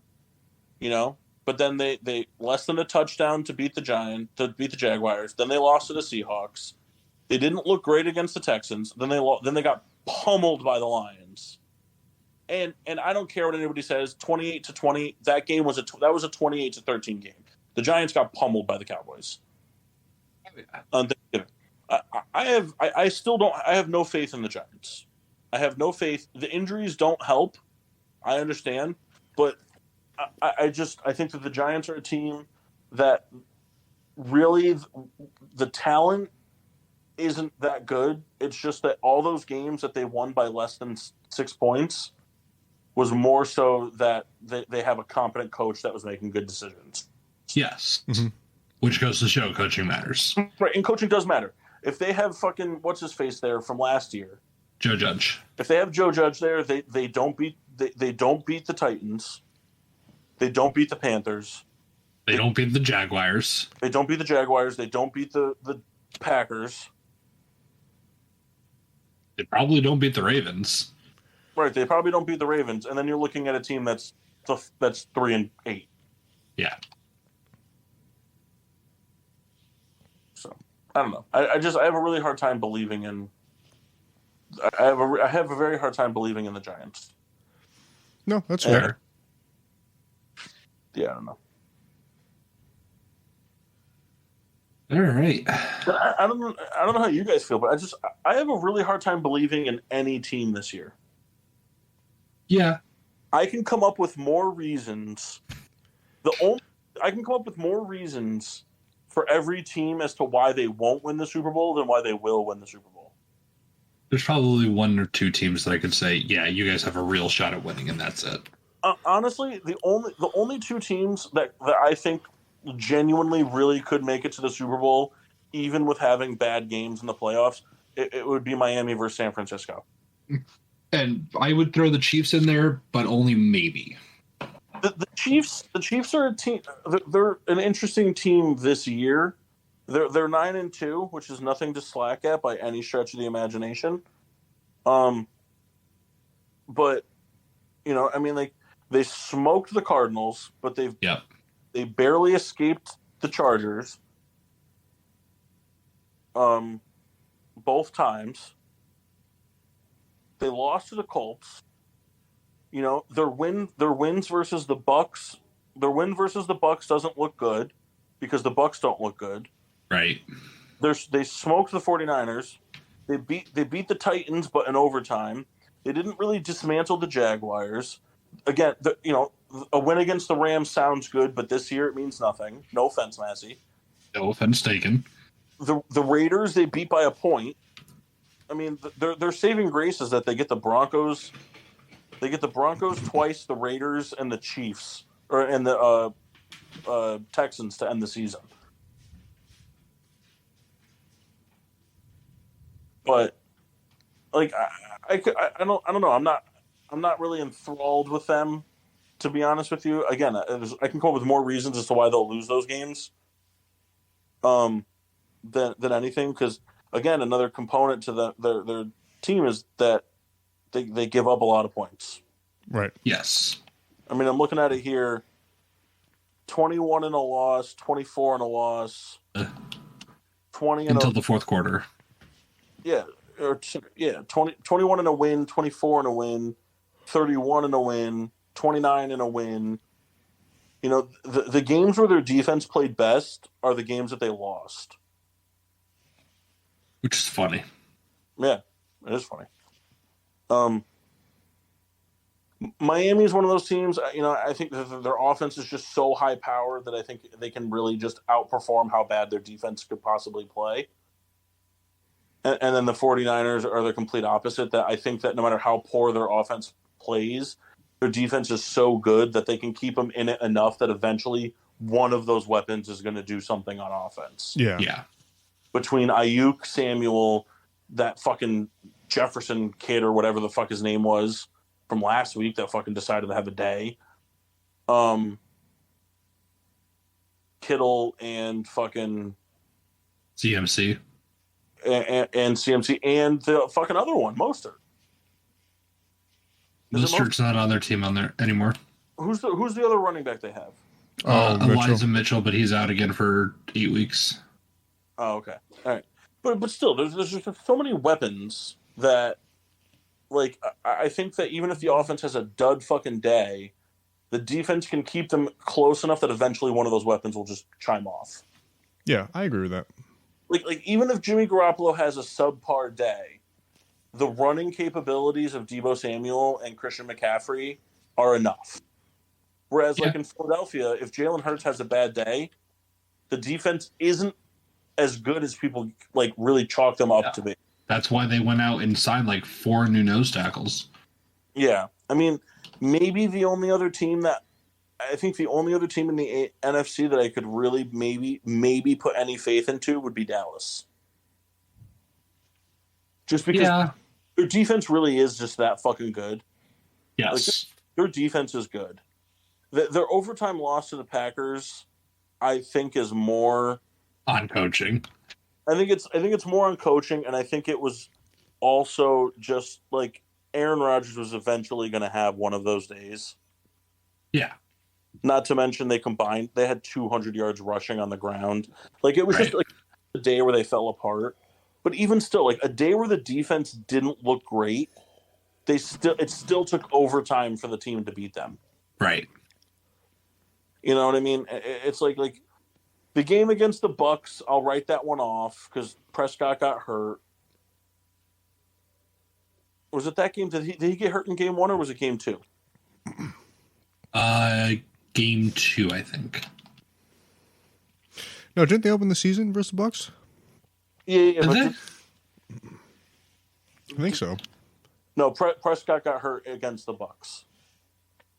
Okay. And then the Cowboys just went on to win 3 games. You know what I mean? It's like Rush for MVP. They lost to the Eagles and they lost to the Packers. Those are the 2 losses. And the reason I say I think I can believe in it is because, like, while yes, their defense has given up some points here and there, the team. I mean, defense that doesn't. Right, but they're going to face Justin Jefferson's in the playoffs, and they held the Vikings to 3 points. Right. They held them to 3 fucking points. Not only did they hold them to 3 points, they held them to 3 points while answering 37 unanswered points against them.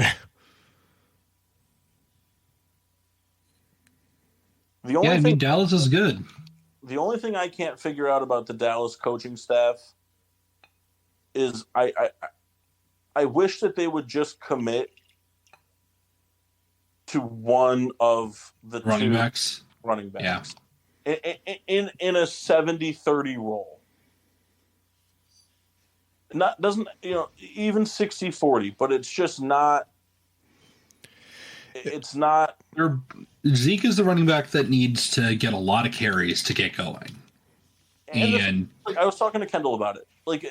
And this was from more of a pure fantasy struggle, but against the fucking Giants, the Cowboys, there was one point where Ezekiel Elliott had 82 rushing yards on 12 carries, and they gave him the ball 3 more times, which then he did rush for 10 more yards. He was averaging 6.5 yards per carry for the game, and they just kept feeding it to Pollard. Yep. And Pollard was getting nowhere on the ground. It annoys me because it's and you hear a lot of because the Cowboys are always going to be one of the teams that are going to get the most criticism of all teams because Cowboys. Right, because as America's team, if you're not a Cowboys fan, you're going to naturally hate them because why are they America's team? I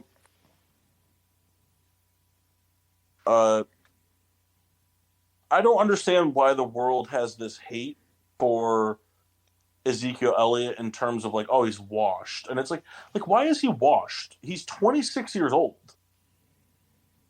He had a couple down years. He's had a couple down years, and he's had some injuries. And I understand, but like I was talking to a Giants fan just a few days ago, and his argument was that Ezekiel Elliott's workload it is insane for somebody who's 26. So I'm like, are you going to sit here and tell me that Ezekiel Elliott's body has taken more punishment than Derrick Henry's? Yeah. Are you going to tell me that Ezekiel Elliott's body is taking more punishment than Christian McCaffrey? I mean, Christian McCaffrey might not rush as many times a season as Ezekiel Elliott does, but Christian McCaffrey also had a year where he went 1,000 and 1,000. Those are all carries. Yep. No matter if you're catching the ball or being handed to you in the backfield, a tackle's a tackle. And they add up. They sure do. So, all right. Well, let's get into our beer reviews. Well, how was your Bourbon County? Well, I'll go last. Oh, okay. I had root beer. It was nice and crisp. Nice. I To had. be honest, I do not think I've ever heard root beer referred to as crisp. I mean, I think it's a fitting word for it. No, I'm not disagreeing with you. I'm just saying I think it's a new descriptive word that I'm hearing for the first time to describe root beer. Fair. Kendall? I had Stag Junior, 66.25% alcohol by volume, 132.5 proof, from the good folks at Buffalo Trace. This is very good. I'm sorry? Sazerac. The good folks at the Sazerac Company. But yeah, I enjoy this. I find it to be kind of harsh up front. Like Paul can bail me out at any point, where I find like the No, it's your beer review. No, I just want to say the right thing though. I find that like the booze fumes, if you will, are very upfront. Like as soon as you like nose the glass, it's like right in your face, and as you take like, you know, the sipping, like with any like hard liquor, if you're drinking it straight or whatever, you know, you find yourself, you know, to help on the bite to exhale. This is even doing that. I find it to be challenging, but it is one of the best I think ever had.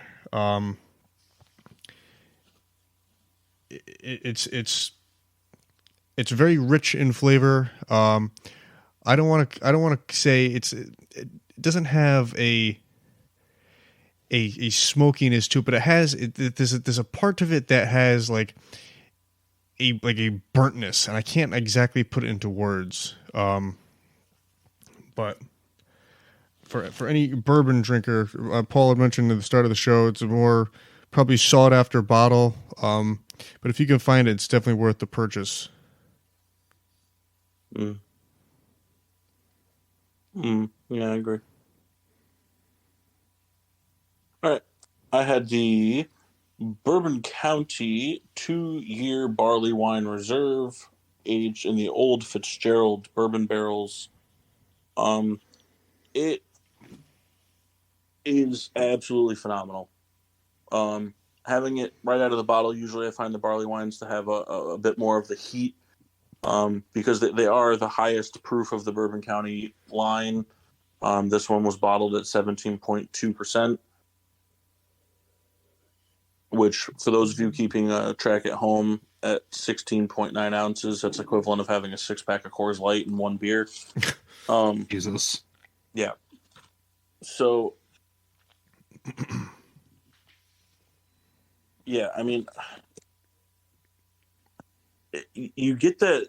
I always say with the barley wine, you never really see it in the descriptions, but I always get like a slight aftertaste that you would get from like a real authentic Italian maraschino cherry, not like the maraschino cherries you see in the United States where it's those bright red colors that they inject with food coloring, but like the Luxardo cherries from Italy that are that dark burgundy syrupy color. I get that finish on the back of the tongue a lot, but you definitely get in the first run of it without the aging. You don't. Excuse me. you don't get as much of the vanilla. You get it on the nose, but you don't get it so much on the taste. You do definitely get the warming spices. You do feel a warming sensation as it's going down your gullet. Again, like the vanilla, I think the toffee will be a little bit more apparent given another couple of years on the aging process. But it's so rich. You definitely get that malt. It's got that silkiness to it that you really look for in a barley wine. That really just it almost like, even though it's a liquid, it gives you the melt in your mouth type of feeling. That mouth coating feeling. Taking another sip. Yeah, it's just real good. You get the sweetness, but not so much as the vanilla and the toffee. That I think will come with some time, but it's just so good. Words like they really do escape me when I really try to just give a full review on it. 6 out of 10. It's so good. This is my favorite Bourbon County that they make, the barley wine. If this is the other Bourbon Counties, I'm happy with what I got as my sash for this Old Fitzgerald. Any bottle I come across will be purchased. High praise. Yeah, I don't care what the price on the shelf is. I don't care if whatever the limit is. I will reach the limit. I will buy up every bottle of this Old Fitzgerald I can find. I like it. Yeah, me too.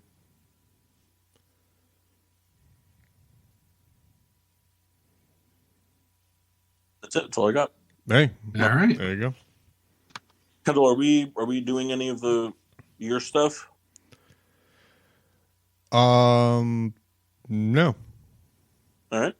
Kendall, you care to tell the listeners where they can find us and listen to us and such? Well, you can find us on Facebook at Getting Sports with a Drunk, Twitter and Instagram GSWD_4. Make sure to use the hashtag GSWD for all your daily uses, whether it's debating the duos of macaroni and cheese or just wishing you could stir your beer with your penis. Like, and I know what you guys are thinking. There's nothing that's stopping me from doing that. Bottle being too small? Nope, because I pour it in a glass. I would never drink a Bourbon County out of the bottle. Well, that's not true. I have, but I would never do it if there was a glass available. Yeah, there you go. The reason is simple. I'm too fat to reach my penis with my mouth, and therefore there would be wasted Bourbon County on my shaft. Well, I wouldn't say you're too fat for that. I think that most people would struggle with that. No, I do agree. Do you guys remember the rumor that went around when we were in school that Marilyn Manson had his own rib removed so he could suck his own penis? Yes, it's very funny. I was just talking to somebody about that the other day. That's just a rumor that our generation started, and that's hilarious that it just made its way through the nation. It was that one, and that Sierra had a penis. Yes. Sierra who? Sierra, Russell Wilson's wife. That's currently making its way through the high schools is that Michelle Obama is actually a man. Yeah. The thing is all of them seem plausible. Yeah. Yeah. So yeah, make sure to all this stuff. I want to start. I think we're going to kind of. I'm not going to commend the draft to an every week thing, but I think that I think I've been coming up with some decent draft topics lately. Massey, I believe you were off the show the last time I came up with one. It was the things that are orange draft. No, I was here for that. Oh, you were? Okay. I actually still have that somewhere. I laughed so hard at that when Kyle was like, "Oh yeah, it's I'm gonna take the overall winner in the basketball." And I'm like, "Oh, okay, cool. I'm gonna take the actual most iconic orange thing, the orange." Oh, so funny. I gotta tell you, after I took less modified, juice fell to me like 2 rounds later. So Let's see. Is this things that are orange? That's starting five basketball. That's cookout food. Restaurant. do you guys want? I don't know. It's somewhere in here. Well, just out of curiosity, do you guys? Because they're not going to listen to this, so they wouldn't know. Do you guys want to know what the draft for next week is? Sure. Sure. Kendall? Yeah. All right. What I was thinking was I'll let you guys decide what you want. I'm gonna give you three options, okay? Mhm. Okay. So the three options are sorry, I have them. Where are they? Oh, okay. Appetizers draft, which I think is an interesting way to do it. See, there's so many drafts I have that I have like on file for when it's like 2 or 3 people on the show. Like another 3-person night is going to be ways to say you farted draft. That's funny. That's actually pretty funny. I think it's a fun one, but I don't think we could do 5 rounds with 5 people. No. I mean, I think you start again. The draft of Michaels Okay. is one, Okay. and then the other one is bald guys draft. So here's what I'm gonna do. So it's bald guys, the draft of Michaels, and appetizers. Massey and Kendall, I'm gonna let you guys talk amongst yourselves over the course of the week, and you're gonna come back with an answer next week on the show, and then that's the draft we'll do. Sounds like a plan. Kendall, do you have one that you're leaning towards? I don't. I'm in for. Oh, Kendall, I think asked me. I'm sort of leaning bald guy, but I think we should talk about this that week. one. All right, That sounds like fun. All right. We'll do the ball. All right, so hey, look, luxury of being on the show is you guys can start recruiting your list of baldmen early. I'm already 5 people deep. Yeah, no problem in this category. What I'm going to submit right now a rule for the draft that we can talk about next week when we do it. But I think that we need to limit actors to either the actor themselves or the role. Okay. Meaning, if we want, it's one or the other. So you can either pick Vin Diesel, or you can pick all the Vin Diesel characters, but Vin Diesel's off the table. I gotcha. So like we could pick Toretto from Fast and the Furious, and then the guy from Triple X and whatever, but like no one can actually just Xander take Cage. Right, but nobody I can hate just. that I know that. Is that fair? Yeah. All right. So I think because assuming we'll have a full draft of 5x5, we'll have to just eliminate the actors, but the characters are available. Okay. And I foresee there being some challenge flags being thrown, because I can already think of some actors that have minute amount of hair but are not bald. So I'm excited. So, all right, gentlemen, I look forward to the Baldwin draft, but until then, I'm your hostess, Cupcake the Riddler. Nope. Still nope. But I'm the Master Chris Massey. And the Red Baron. No. Oh.